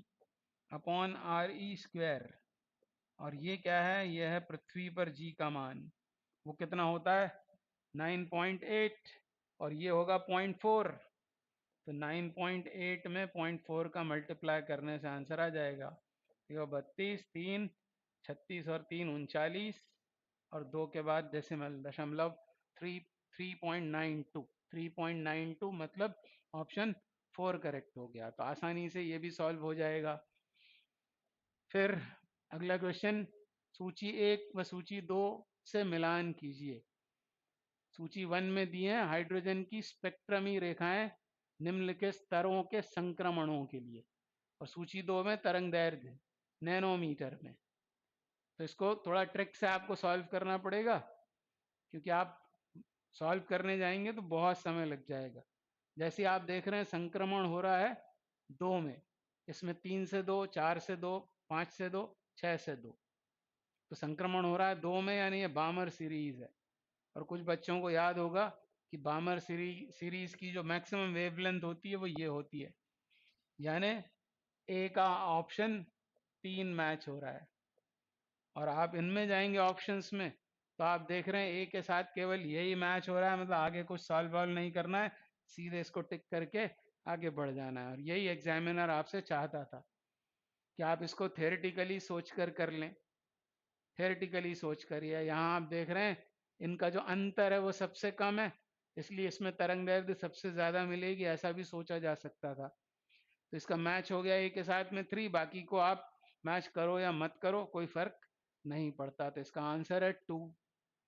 नेक्स्ट क्वेश्चन, एक अध्रुवित प्रकाश पुंज किसी कांच की सतह पर बूस्टर कोण पर टकराता है। आपने पढ़ा होगा ये बूस्टर नहीं है, ये है ब्रूस्टर।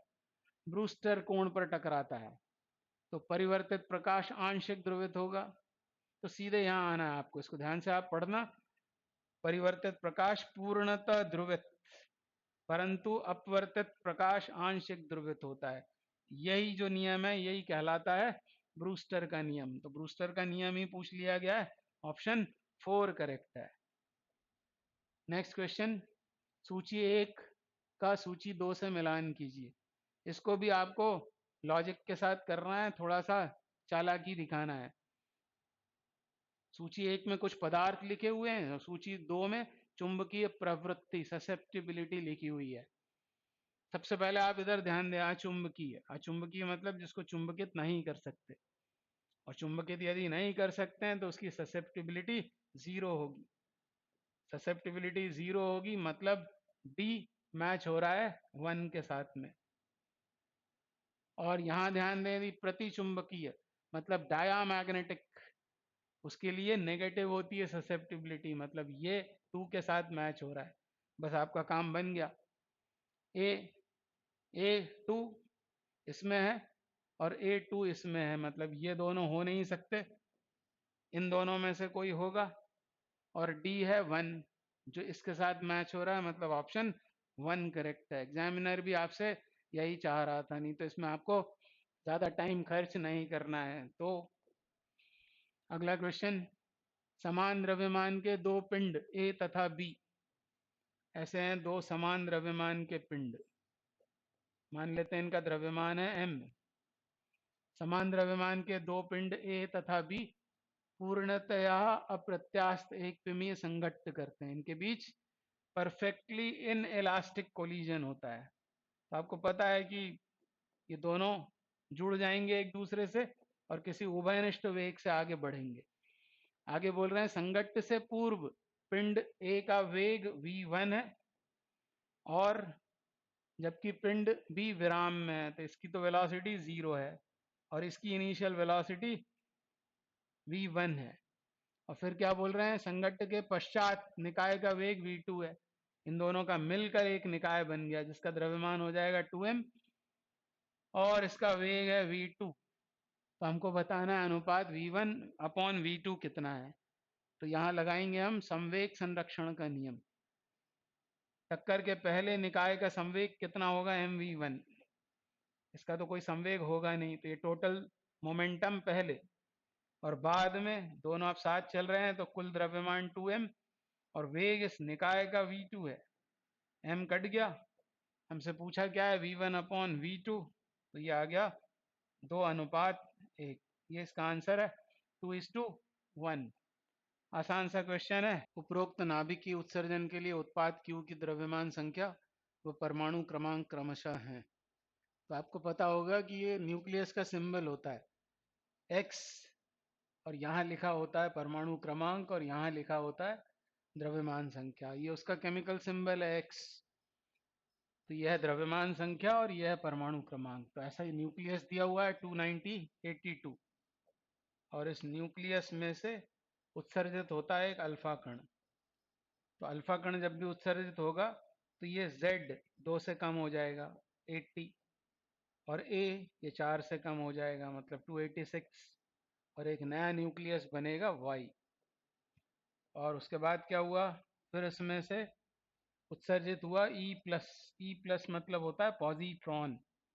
पॉजिट्रॉन। और पॉजिट्रॉन जब भी उत्सर्जित हो तो याद रखो कि द्रव्यमान संख्या तो नहीं बदलती, और ये परमाणु क्रमांक एक से कम हो जाता है, मतलब ये हो जाएगा 79। और दूसरा एक न्यूक्लियस बन गया Z। और फिर इसमें से उत्सर्जित हुआ बीटा नेगेटिव। बीटा नेगेटिव और इलेक्ट्रॉन एक ही बात है।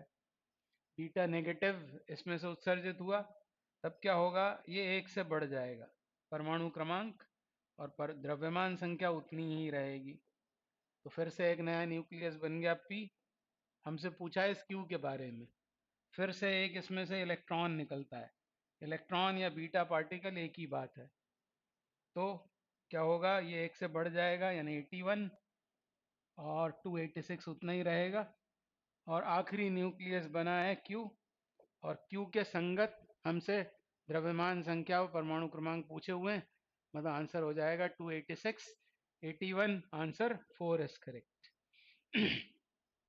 अगला क्वेश्चन, यदि x इज इक्वल टू, यदि x इज इक्वल टू है 5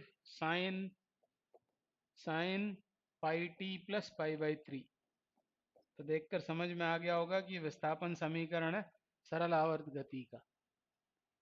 तो x is equal to 5 sine pi T plus pi by 3 metre सरल आवर्त गति करते हुए एक कण की गति को प्रदर्शित करता है। गति का आयाम तथा आवर्त काल क्रमशः कितने होंगे। तो बस क्या करना चाहिए, जब भी ऐसा क्वेश्चन आए तो इसको एसएचएम की स्टैंडर्ड इक्वेशन के साथ कंपेयर कर देना चाहिए। तो y is equal to A sine omega T plus five के साथ जैसे ही आप इसको कंपेयर करेंगे, ये मीटर में दिया हुआ है, तो ये है एम्पलीट्यूड। तो एम्पलीट्यूड आ गया 5 मीटर के बराबर। Amplitude is 5 metre. तो इन्हीं दोनों में से कोई सही होगा, क्योंकि इधर सेंटीमीटर में लिखा हुआ है, ये दोनों गलत। 2 या 4 में से कोई एक सही है। दूसरा फिर पूछा है हमसे आवर्तकाल, तो कंपैरिजन पर हम देख रहे हैं ओमेगा। ओमेगा कितना है, ओमेगा है पाई रेडियन प्रति सेकंड, और इसलिए टाइम पीरियड हो जाएगा 2 पाई अपॉन ओमेगा। ओमेगा पाई डाल देंगे यदि, तो यह आ जाएगा 2 सेकंड के बराबर, यानी आवर्तकाल है 2 सेकंड, 5 मीटर 2 सेकंड। ये इसका करेक्ट आंसर है। अगला क्या बोल रहे हैं, 4.5 सेंटीमीटर त्रिज्या की एक बारीक समतल वृत्ताकार चकती को पानी की सतह पर धीरे से रख दिया जाता है। यदि पानी का पृष्ठ तनाव 0.07 न्यूटन प्रति मीटर हो, तो इसको पानी की सतह से अलग करने के लिए आवश्यक आधिक्य बल कितना होगा, मतलब ही उसके भार के अतिरिक्त कितना बल लगाना पड़ेगा। तो ऐसी है वो चकती, और उसकी हमको दे रखी है रेडियस। उसकी रेडियस दी है 4.5 सेंटीमीटर, और ये तैर रही है किसमें, पानी की सतह पर। पानी की सतह पर इसको तैराया गया है, हमको इसको उठाना है ऊपर, तो कितना आवश्यक आधिक्य बल लगेगा। तो आसान है बहुत। सरफेस टेंशन यदि टी हो, तो इसकी ये परिधि कितनी होगी, 2 पाई आर, यानी total force 2 pi R into T का लग रहा होगा, और इतना ही बल ऊपर लगाना पड़ेगा ताकि इसको क्या किया जा सके, पानी की सतह से अलग किया जा सके। बस ये इसका आंसर है। इसमें वैल्यूज डालकर इसको सॉल्व करना है। तो 2 पाई की जगह 22/7, रेडियस कितनी दी है 4.5 पर सेंटीमीटर में है वो, तो 4.5 इंटू 10⁻⁻², और सरफेस टेंशन 7/100 कर देते हैं, ऐसा यूनिट्स में ही है वो, तो ये 7 कैंसिल और बस अब इनका मल्टीप्लिकेशन करना है। ये एक 10 और यहाँ बढ़ा दिया मैंने, तो 10⁻³ ऊपर जाएगा, तो क्या हो जाएगा 10⁻⁻5 ऐसा हो जाएगा। और बचते हैं ये तीनों, 45 दूनी होंगे 90, इसमें 22 का गुणा करना है, तो क्या हो जाएगा ये हो जाएगा 1980। 1980, और ये आंसर आएगा किसमें, बल है ये, तो न्यूटन में आएगा आंसर।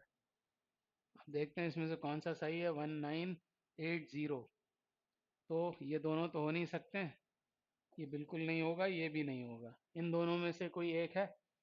और मतलब इसको मिली न्यूटन में हमको रिप्रेजेंट करना पड़ेगा। मिली का मतलब 10⁻³ बचाना है, और 10⁻⁻² को नीचे ले गए तो 10 क्या बन गया 2। 10⁻² मतलब इसको 100 से भाग लगा देना है, 19.8 ये आंसर आया। न्यूटन में भी 19.8 इंटू 10⁻³ मतलब ही 19.8 मिली न्यूटन, ये इसका आंसर होगा। Option 1 is correct. फिर अगला दिए गए लॉजिक परिपथ का निर्गत y किसके निर्गत के समान है? तो ये कौन सा गेट है? And gate. ये और गेट है, और इसमें लगा हुआ है ये सर्कल, मतलब ये है नैंड गेट और ये है नॉर गेट, और इनके जो आउटपुट्स हैं वो नॉर गेट में इनपुट हैं। हमको y के बारे में बताना है, तो बुलियन अलजेब्रा से या ट्रुथ टेबल से इसको सॉल्व आप करेंगे तो इसका आंसर आने वाला है एंड गेट। नीचे दो कथन दिए गए हैं, एक को अभिकथन ए तथा दूसरे को कारण आर से चिन्हित किया गया है। अभिकथन ए 4 × 10⁻⁻6 कूलम मीटर परिमाण द्विध्रुव आघूर्ण सदिश P वाले द्विध्रुव के केंद्र से 2 मीटर की दूरी r पर किसी अक्षीय बिंदु पर विभव ±9 × 10⁻³ वोल्ट है। तो पहले इसको ही चेक करते हैं अभिकथन सही है क्या। v कितना होता है किसी द्विध्रुव से अक्षीय स्थिति में? तो वो होता है k, मतलब ही 1/4πε0 KP/r², बल्कि यहाँ आता है P cos theta upon r²। अब यदि ये है हमारा द्विध्रुव, ये ऋणावेश ये धनावेश, P की दिशा इधर होगी। अब यदि कहीं ऐसे किसी बिंदु पर अक्षीय स्थिति में विभव निकाल रहे हैं तो थीटा जो होगा r और P के बीच का कोण वो हो जाएगा 0। तो cos 0 होता है 1, यानी विभव आएगा 1/4πε0 P/r²। किसी बिंदु पर जो अक्षीय स्थिति में है और P और R समांतर है। और इस तरफ कहीं यदि बात करें तो P और R एंटी पैरेलल हो जाएंगे, विपरीत समांतर। यहाँ आएगा cos 180 तो माइनस आ जाएगा, मतलब फॉर्मूला ऐसे ही रहेगा, प्लस प्लस और माइनस साइन और आ जाएंगे यहाँ। यानी ये है विभव निकालने का सूत्र। अब यहाँ जो हमको अभिकथन ए में बोला हुआ है उससे विभव प्राप्त करते हैं, तो ये होगा 9 × 10⁹, तो प्लस माइनस तो यहाँ आएगा ही। फिर P दिया हुआ है हमको 4 × 10⁻⁻6 कूलम मीटर द्विध्रुव आघूर्ण का परिमाण, और नीचे आएगा r², r है 2 मीटर, तो ये हो जाएगा 4। और ऐसा सूत्र कब होता है? जब वो शॉर्ट डायपोल हो। शॉर्ट डायपोल का मतलब r के सामने a बहुत कम हो, या a के सामने r बहुत ज्यादा हो, जैसा कि यहाँ हो रहा है। यहाँ आप देख रहे हैं 10⁻⁻6 और इधर है वो 2 मीटर, यानी शॉर्ट डायपोल है। शॉर्ट डायपोल के लिए विभव का ये सूत्र है। प्लस माइनस क्यों आते हैं? इधर निकालें तो प्लस, इधर निकालें तो माइनस, और इसको सॉल्व करने पर 4 तो कट गया, ये कितना आया +−9 × 10⁻³ और हम सॉल्व कर रहे हैं इसको SI में, यानी वोल्ट में आंसर आएगा 9 × 10⁻³ वोल्ट। और यही बोला M से, मतलब अभिकथन ए तो सही है। अब कारण में क्या बोला है? V बराबर ±1/4πε0 2P/r², जहां r द्विध्रुव के केंद्र से 2 मीटर की दूरी पर स्थित किसी अक्षीय बिंदु की दूरी है। तो क्या ये सूत्र होता है क्या? तो हमको मालूम है यहाँ 2 नहीं आता, इस 2 को हटा दें तो ये सही होगा, 2 के होने पर ये गलत है। तो आंसर क्या हो गया? ए सही है परंतु आर गलत है। ए सही है परंतु आर गलत है। Option 3 is correct. अगला क्वेश्चन, एक बैलगाड़ी का पहिया चित्र अनुसार एक समतल सड़क पर लुढ़क रहा है। यदि दिखाई गई दिशा में इसकी रेखीय चाल v हो तो निम्नलिखित में से कौन सा विकल्प सही है? चक्र पर P और Q क्रमशः कोई उच्चतम न्यूनतम बिंदु है। ये बात हो रही है रोलिंग की रोलिंग की बात हो रही है, और ये उस व्हील का सेंटर ऑफ मास है, द्रव्यमान केंद्र, जिसका ये दे रखा है वेग। अब जब रोलिंग होती है तो ये पॉइंट ऑफ कांटेक्ट, संपर्क बिंदु, इसकी वेलोसिटी तो जीरो होती है, और इसकी वेलोसिटी आप सॉल्व करेंगे तो आएगी 2v। तो स्टैंडर्ड केस है, तो इसमें p तेज चल रहा है, उससे धीमे है सेंटर ऑफ मास, और ये तो रेस्ट में है। तो आंसर आपको मिल जाएगा, बिंदु p बिंदु q से धीरे गति करता है, गलत है ये। बिंदु p बिंदु q से तेज गति करता है, बिंदु p बिंदु q से तेज गति करता है। दोनों बिंदु p और q समान चाल से गति करते हैं, गलत। बिंदु p की चाल शून्य है, यानी ये आंसर सही है। ये रेस्ट में, और ये 2v से चलेगा जब रोलिंग हो रही होगी। तो नेक्स्ट क्वेश्चन क्या बोल रहे हैं, समांतर प्लेट संधारित्र को एक प्रतिरोध द्वारा एक बैटरी से जोड़कर, ये सेक्शन बी शुरू हो गया, इसमें से कोई 10 आपको करने थे, हम तो सभी करेंगे। एक समांतर प्लेट संधारित्र को एक प्रतिरोध द्वारा एक बैटरी से जोड़कर आवेशित किया गया है, यदि परिपथ में धारा आई हो। तो परिपथ में जो धारा बोली गई है ये है कंडक्शन करंट। अब आप हिंदी में इसको देख लेना, क्या कहते हैं, कंडक्शन करंट, जो तारों में से बह रहा है। तो प्लेटों के बीच अंतराल में कोई धारा नहीं है, धारा तो होती है, उसी को कहते हैं विस्थापन धारा। और कंडक्शन धारा और विस्थापन धारा ये दोनों बराबर होती हैं। तो आई परिमाण की समान विस्थापन धारा आई की समान दिशा में बहती है, आई की विपरीत दिशा में, ये गलत। तो इसमें से ये ऑप्शन सही है। आई यदि है कौन सी धारा, जो परिपथ में बह रही है, मतलब ये तारों में से बह रही है, आवेशन के लिए जो तार जोड़े गए उनमें यदि आई बह रही है, उसी को कहते हैं कंडक्शन करंट। उतनी ही धारा उसी दिशा में होती है जिसको कहते हैं विस्थापन धारा प्लेटों के बीच, यानी ये ऑप्शन सही है। आय परिमाण की समान विस्थापन धारा आई की समान दिशा में बहती है। ये आपने विद्युत चुंबकीय तरंगों में पढ़ा हुआ है। अगला क्वेश्चन, मुक्त आकाश में संचरित विद्युत चुंबकीय तरंग में कौन सा गुण नहीं होता? अनुप्रस्थ प्रवृत्ति की होती हैं। विद्युत क्षेत्र में ऊर्जा घनत्व चुंबकीय क्षेत्र में ऊर्जा घनत्व के बराबर होता है, ये भी सही है। और ये है उसका वेग विद्युत चुंबकीय तरंगों का, या चाल है ये इनकी, ये भी सही है। वेग समान चाल से गतिमान आवेशों द्वारा उत्पन्न होती है, ये गलत है, बल्कि वो त्वरित आवेशों से उत्पन्न होती है, ना कि यूनिफॉर्म स्पीड से चलने वाले आवेशों द्वारा। तो यहाँ यदि ऐसा होता, त्वरित गति कर रहे आवेशों द्वारा उत्पन्न होती तो सही हो जाती। एक्सेलरेटेड चार्ज से उत्पन्न होती हैं विद्युत चुंबकीय तरंगे, मतलब ये ऑप्शन गलत है, और हमको यही मालूम करना था जो कौन सा गुण नहीं होता। तो नहीं वाला जब भी क्वेश्चन होता है तो अंडरलाइन कर लेना चाहिए नहीं को। तो अगला क्वेश्चन करते हैं, एक सूक्ष्म दूरदर्शी के अभिदृश्यक लेंस की फोकस दूरी 140, नेत्रिका की फोकस दूरी 5 है। दूर स्थित वस्तु को देखने के लिए दूरदर्शी की आवर्धन क्षमता कितनी है? तो फॉर्मूला बेस्ड क्वेश्चन है, कोणीय आवर्धन चाहिए। और जब अनंत की वस्तु को देख रहे होते हैं किसी दूरदर्शी से, तो F O upon F E करना था बस हमको। 140 अपॉन 5, तो ये 28 आ जाएगा। Option 2 is correct. अगला क्वेश्चन, दो हीटर ए तथा बी की शक्ति दर 1 किलोवाट 2 किलोवाट है, वे दोनों पहले श्रेणी क्रम में फिर समांतर क्रम में एक स्थिर शक्ति स्रोत से जोड़े जाते हैं। इन दोनों स्थितियों में निर्गत शक्तियों का अनुपात है।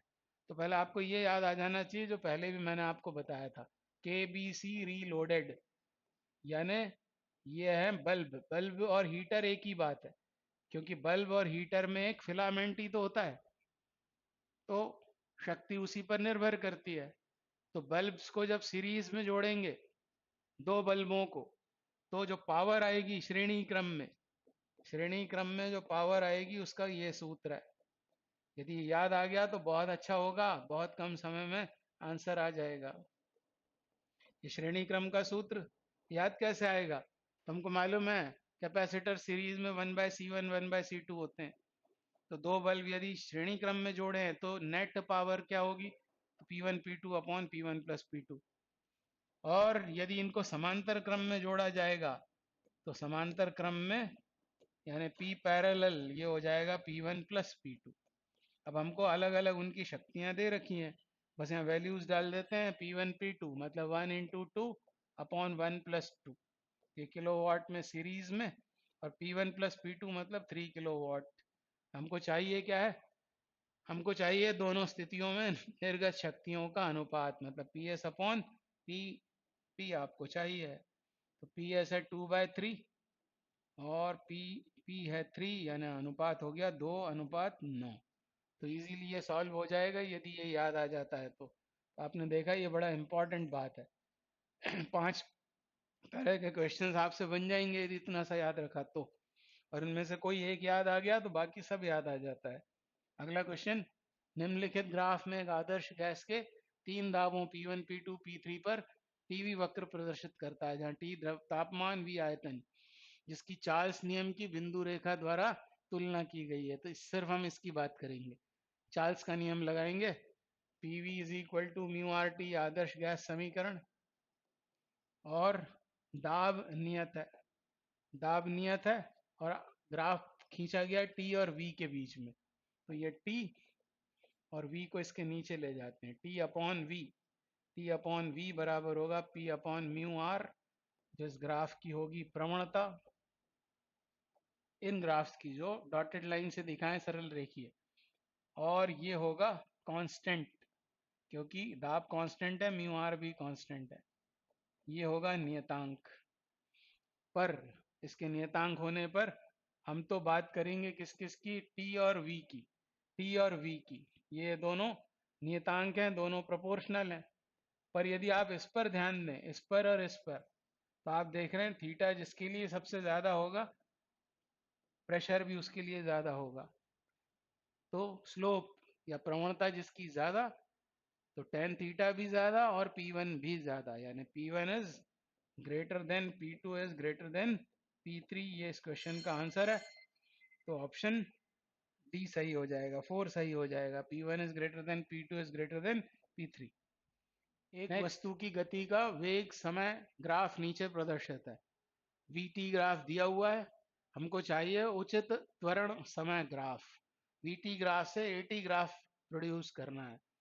उसके पहले ये मान लेते हैं, ये समय तो 0 दिया है, ये T1 है इंस्टेंट, ये इंस्टेंट है T2, ये इंस्टेंट है T3, और ये T4। तो बात करना आसान हो जाएगा।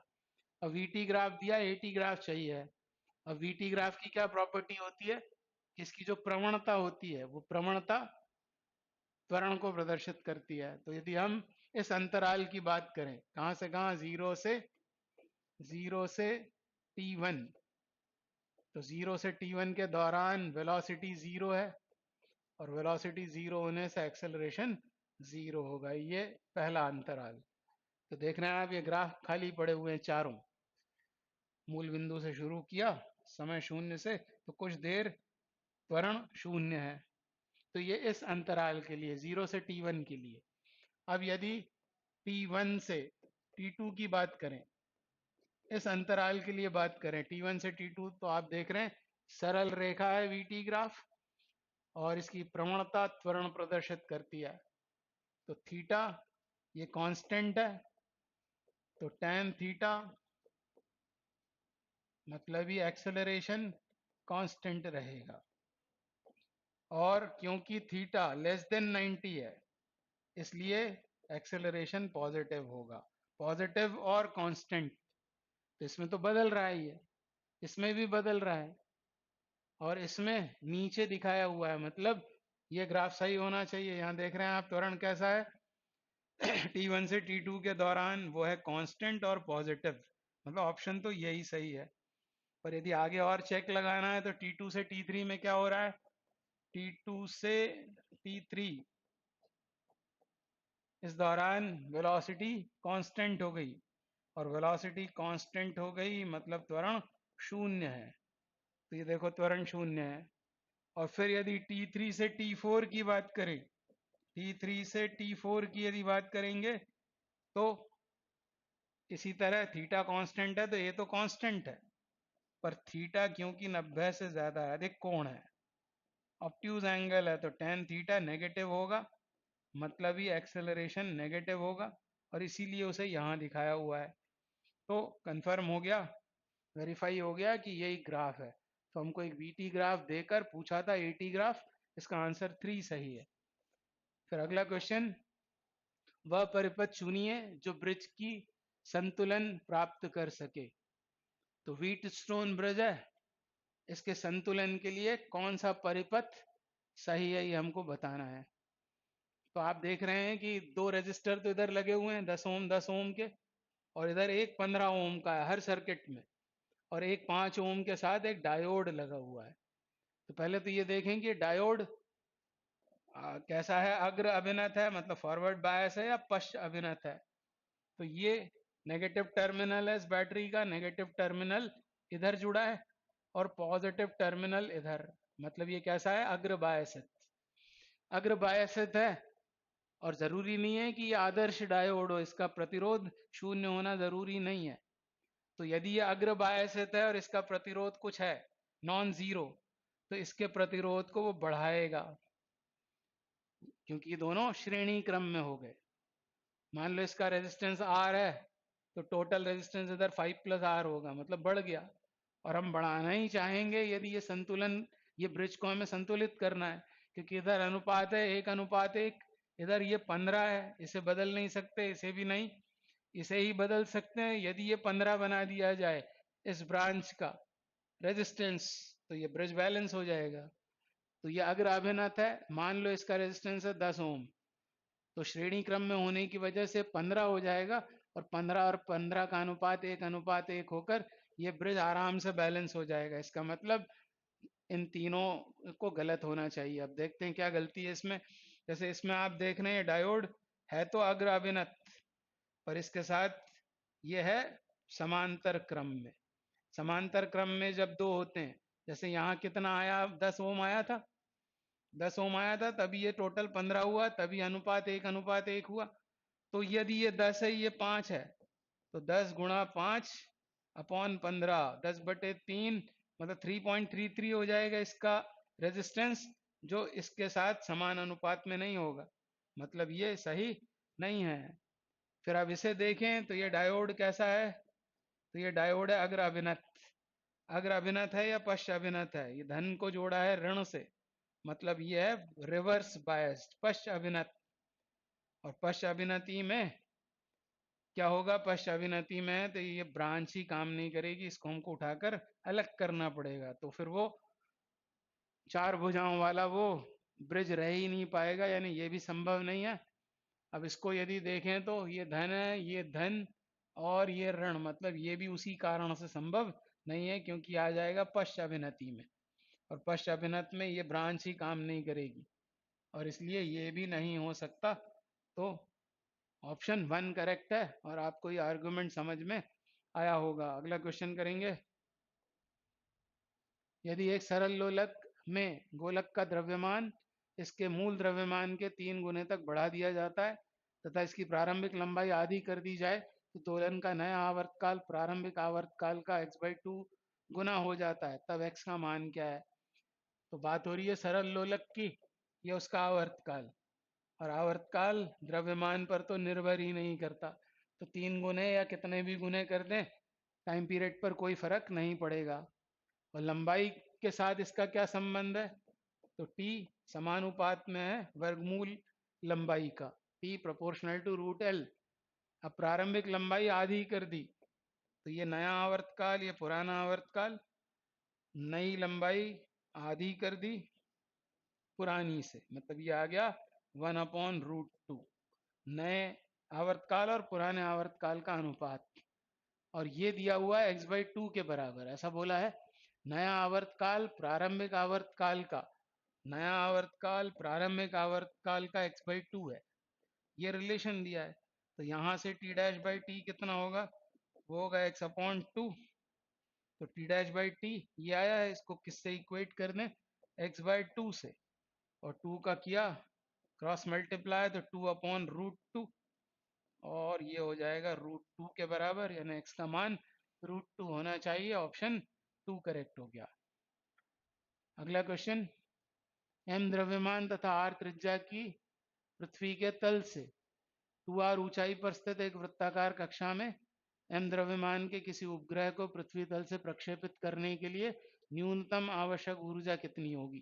तो ये हो गई पृथ्वी, इसका द्रव्यमान m और त्रिज्या है r, और इसकी सतह से एक एक m द्रव्यमान r त्रिज्या, ये तो पृथ्वी की हो गई। स्मॉल m द्रव्यमान के किसी उपग्रह को प्रक्षेपित किया जाता है।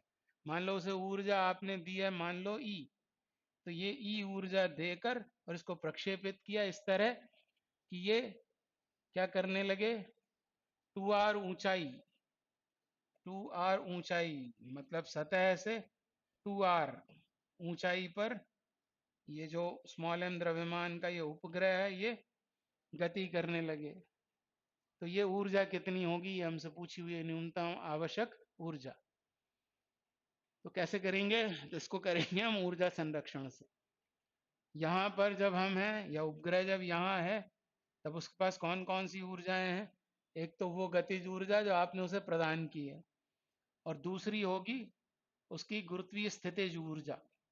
और गुरुत्वीय स्थितिज ऊर्जा कितनी होगी? -g capital M small m, पृथ्वी का द्रव्यमान, उसका अपना द्रव्यमान, और केंद्र से दूरी उसकी यानी r, इतनी ऊर्जा होगी सरफेस पर। अब जब वो यहाँ गति करने लगेगा, यहाँ आ जाएगा जब, तब उसके पास एक वेलोसिटी इधर होगी, इसको क्या कहते हैं, कक्षीय वेग, ऑर्बिटल वेलोसिटी। और ऑर्बिटल वेलोसिटी होती है gm upon r plus H, gm upon r plus H. तो gm r plus H, r तो त्रिज्या है, h है 2r, मतलब ये टोटल में हुआ 3r। तो इसके पास एक होगी orbital speed half m v o square, और दूसरी होगी स्थितिज ऊर्जा जब वो यहाँ होगा, कितनी होगी वो? -g capital M small m upon केंद्र से दूरी, वो होगी 3r के बराबर।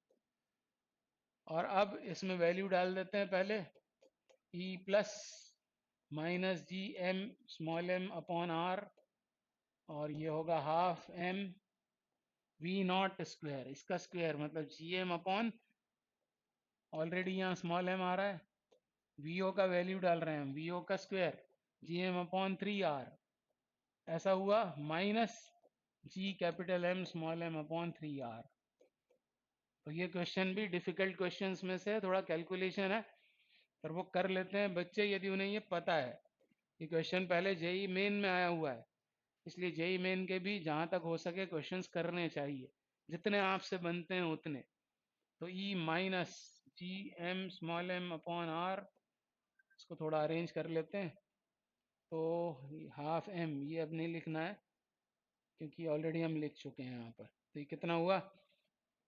जी capital M small m upon 6r minus G M m upon 3r।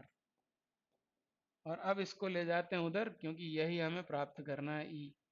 तो E बराबर कितना, इसको उधर ले गए तो एडिशन में आएगा ये प्लस साइन के साथ। तो आप बोलें तो लिख देते हैं G M m upon 6r, ये आएगा। फिर प्लस साइन के साथ इसे लिख लेते हैं G M m upon r, और ऑलरेडी वहाँ है minus G M m upon 3r। ऐसा सब कुछ लिखा हुआ है। लघुत्तम लेते हैं, कितना आएगा? 6r, 6r। और g capital M small m कर देते हैं कॉमन, अंदर क्या आएगा? 6r से भाग लगाएं तो 1, r से लगाएं तो 6, 6, और 3r से लगाएं तो 2। तो कितना हुआ ये हुआ 6, 6, 5 हो गया ये कुल मिलाकर। तो 5 G capital M small m upon 6r, ये होगी ऊर्जा जो आवश्यक होगी सरफेस से उसे फेंकते समय, ताकि वो 3r त्रिज्या के इस कक्षा में घूमने लगे। तो ये इसका आंसर है। Answer is 5gm small m upon 6r। Option 1 is correct. अगला क्वेश्चन, एक तीव्र चुंबकीय ध्रुव के सामने एक क्षैतिज तल पर एक चादर रखी गई है, एक बल आवश्यक है। तीव्र की जगह यहाँ लिखना था प्रबल। पहला, यदि यह चुंबक है तो चादर को वहां रखने के लिए क्या बोला हुआ है? एक बल आवश्यक है। यदि चुंबक है तो चादर को वहां रखने के लिए एक तीव्र चुंबकीय ध्रुव के सामने एक क्षैतिज तल पर चादर रखी गई है। वो चादर यदि चुंबकीय है तो चादर को वहां रखने के लिए एक बल आवश्यक होगा। बिल्कुल ठीक, क्योंकि एक तीव्र चुंबक है, उसके सामने चुंबकीय पदार्थ की वो चादर है, तो उसका आकर्षण आएगा। उस आकर्षण के विरुद्ध हमको बल लगाना पड़ेगा यदि उसे वहां बनाए रखना है। तो ये तो सही है। यदि वह अचुंबक है तो चादर को वहां रखने के लिए बल आवश्यक होगा नहीं, क्योंकि प्रेरण ही नहीं होगा, वो चुंबकित नहीं होगी चादर, इसलिए बल की कोई आवश्यकता नहीं है। यदि यह चालक है तो चादर को ध्रुव से दूर एक समान वेग से ले जाने के लिए, तो अब वो कैसी है चालक, तो उसमें पैदा हो जाएंगी भंवर धाराएं, और भंवर धाराएं गति का विरोध करेंगी। तो उस विरोध के विरोध में एक बल तो लगाना पड़ेगा यदि हमें एक समान वेग से उसे चलाना है। तो ये भी सही है, ए और सी। यदि वो कुचालक अध्रुवित है तो उसे चुंबकित नहीं कर सकते, तो फिर बल की कोई आवश्यकता नहीं होगी। यानी ए और सी इसके करेक्ट आंसर्स हैं। आंसर केवल ए व सी। अगला क्वेश्चन, एक 10 माइक्रोफैरेड के संधारित्र को चित्र अनुसार 210 वोल्ट 50 हर्ट्ज स्रोत से जोड़ा गया है। परिपथ में धारा का शिखर मान लगभग कितना है? पाई है 3.14। तो ये दिया हुआ है अप्लाइड वोल्टेज, और ये जो होता है वो होता है V R M S. V R M S कितना है? वो 210 वोल्ट। इसका मतलब शिखर मान कितना होगा वोल्टेज का? तो इसका √2 टाइम्स ये होगा वी नॉट। ये मैंने क्यों निकाला? क्योंकि मुझे चाहिए धारा का शिखर मान यानी आई नॉट, तो वो होगा वोल्टेज का शिखर मान, और यहाँ आएगा एक्स सी। इसको क्या कहते हैं? धारितीय प्रतिघात, और ये होता है 1/ओमेगा सी। और फिर आगे इसको आगे सॉल्व करें तो ये आएगा वी नॉट ओमेगा सी। अब बस यहाँ वैल्यूज डालनी है, धारा का शिखर मान मिल जाएगा। तो वी नॉट इज 210 √2। ओमेगा कितना है? ओमेगा होता कितना है? 2 पाई एफ। 2 पाई एफ, और ये फ्रीक्वेंसी यहाँ दी हुई है 50 हर्ट्ज, तो ये हो जाएगा 2 पाई फ्रीक्वेंसी 50। ये हो गया। और क्या चाहिए? और चाहिए हमको धारिता। धारिता है 10 × 10⁻⁻⁶। क्यों? क्योंकि माइक्रोफैरेड में दी हुई है। तो इस सबको सॉल्व करना पड़ेगा। वैसे इसमें ज़्यादातर तो ज़ीरो है, आई मीन ज़ीरो की पावर्स में। आप पहले इसको सॉल्व कर लेना, ये भी 10 बन जाएगा, ये 50 दूनी 100 हो जाएगा, ये 1000 हुआ। 1000 इसको क्या बना देगा? 1000 इसको बना देगा 10⁻⁻³ एक 10 का और गुणा कर दें तो ये हो गया 10⁻⁻²। मतलब अब बचता है सिर्फ 21 √2 और क्या पाई, बस इतना बचता है। बाकी सब ये 50 तो मैंने 50 दूनी 100 करके 1000 करके इसमें मल्टीप्लाई कर दिया है उसको। ये जीरो भी अब नहीं है, यानी 21 √2 पाई इंटू 10⁻⁻², मतलब इसको 100 से भाग लगाना पड़ेगा, तब आपका आंसर आएगा एम्पियर में। और सॉल्व करने पर ये आने वाला है ये 0.93 एम्पियर। ये इसका आंसर है। अगला क्वेश्चन करेंगे। क्या बोल रहे हैं? 0.5 × 10⁻11 न्यूटन प्रति मीटर स्क्वायर यंग प्रत्यास्थता गुणांक तथा 10⁻⁻5 प्रति डिग्री सेल्सियस रेखीय ऊष्मीय प्रसार गुणांक की 1 मीटर लंबी और 10⁻³ मीटर स्क्वायर अनुप्रस्थ परिच्छेद क्षेत्रफल की एक धात्विक छड़ को 0 से 100 डिग्री सेल्सियस तक बिना विस्तार या मोड़ के गर्म किया जाता है। उत्पन्न संपीड़न बल कितना है? तो संपीड़न प्रतिबल वो होता है y α∆θ, और इसलिए संपीड़न बल कितना होगा? तो यहाँ एक और मल्टीप्लाई करना है, बस सब वैल्यूज डालकर इसको सॉल्व करने का काम है। बस y यंग प्रत्यास्थता गुणांक वो दिया हुआ है हमें 0.5 इंटू 10⁻11। अल्फा कितना दिया है? तो अल्फा दिया हुआ है ये 10⁻⁻5। और कहाँ से कहाँ तक गर्म किया है? 0 से 100, मतलब ये 100 आ जाएगा यहाँ। और एरिया, एरिया कितना दिया हुआ है? एरिया दिया है 10⁻³ बस इसका आपको गुणा करना है तो ज़्यादातर तो आप देख रहे हैं 10 की पावर से आंसर 5 वाला ही कोई होगा, ये या फिर ये होगा। ये दोनों हो नहीं सकते, इसको हटा सकते हैं आप कैलकुलेशन के पहले ही। ये कितना हुआ, -8, ये हुआ -8 दोनों मिलकर, और ये हुआ 13। 13 में से 8 मतलब 5 बचेगा, 10 की घात 5। इन सब के सॉल्व होने पर 10 की घात 5, और ये 5/10 कर देते हैं इसे, 5/10। तो ये आ रहा है बल न्यूटन में। तो ये हो गया 5 × 10 की घात 4 न्यूटन। और 10 की घात 3 में से लिखना है तो इसे 50 लिखना पड़ेगा। 50 × 10⁻³ न्यूटन। इसका मतलब ऑप्शन 2 करेक्ट हो गया। नेक्स्ट क्वेश्चन, एल लंबाई की एक लौह छड़ चुंबक का चुंबकीय आघूर्ण m है, ऐसी दी हुई है वो लोहे की छड़। इसकी लंबाई है l और इसका चुंबकीय आघूर्ण m है, कैपिटल M, और हम मान लेते हैं कि इसकी जो ध्रुव प्राबल्य है वो है small m। Minus small m मतलब ये साउथ पोल, और प्लस स्मॉल m मतलब ये नॉर्थ पोल। ऐसी एक दंड चुंबक है। अब क्या किया, यह लंबाई के मध्य से इस प्रकार मोड़ा गया है कि दोनों भुजाएं एक दूसरे के साथ 60 डिग्री का कोण बनाती हैं। इस नई चुंबक का चुंबकीय आघूर्ण कितना है। इसको बीच से मोड़ दिया, मोड़कर मोड़कर और इस तरह कर दिया। तो ये L लंबाई थी, तो ये L/2 होगी, ये L/2 होगी। ये कोण बोला है 60 डिग्री, 60 डिग्री। और ये जो दिखाए थे हमने पोल्स, ये साउथ पोल इधर आ जाएगा और ये हो जाएगा नॉर्थ पोल। और इनके बीच की दूरी कितनी होगी, तो थोड़ी सी ज्योमेट्री लगाते हैं। ये तो 60 डिग्री है ही, ये दोनों भुजाएं बराबर हैं, तो सामने के कोण भी बराबर होंगे, और तीनों कोणों का योग 180 होगा, यानी हर कोण 60 डिग्री का है।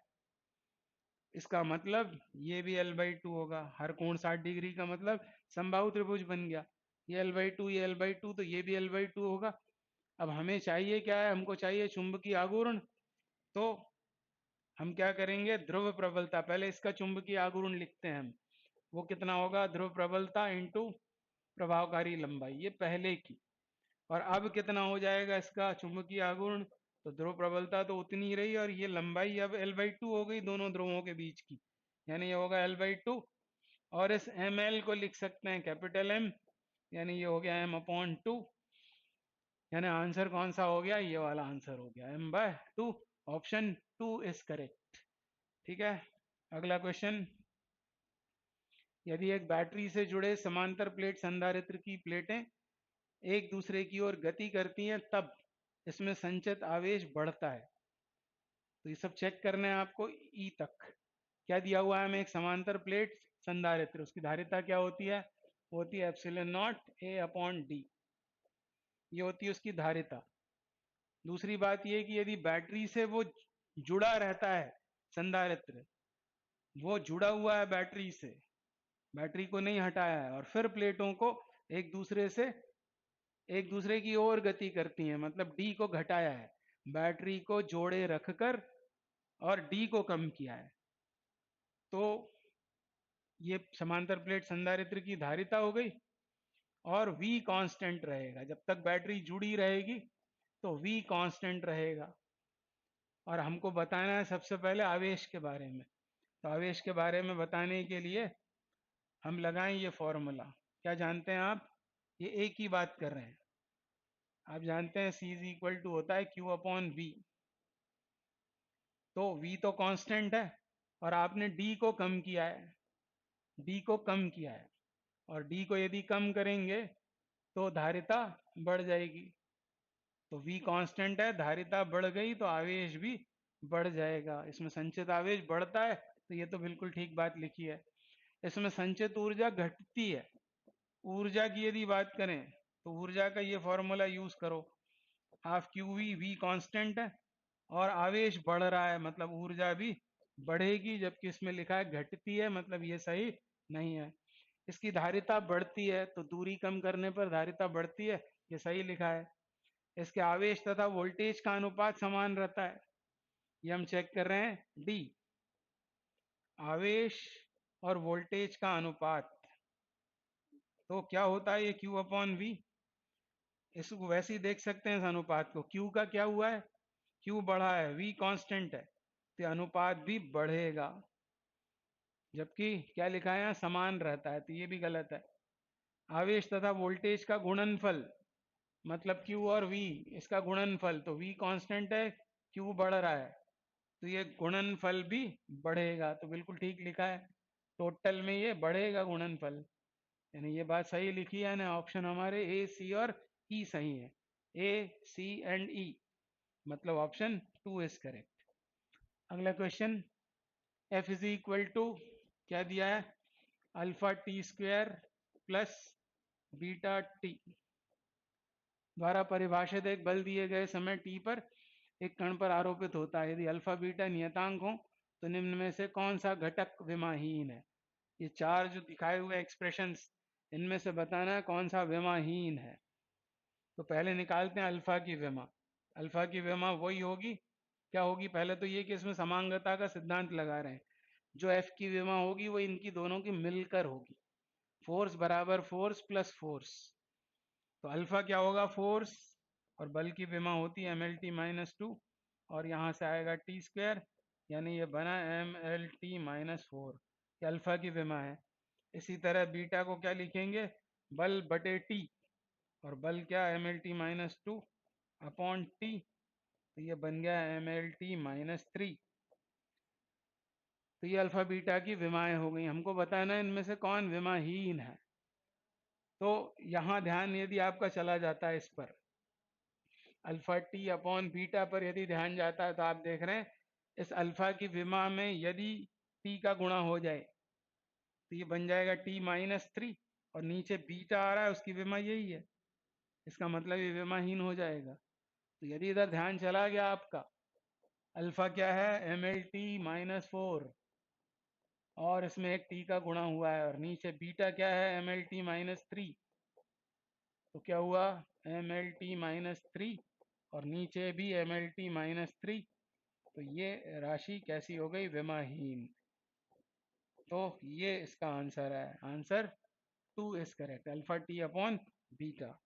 ये पेपर कंप्लीट हुआ, आपने इसको एंजॉय किया होगा।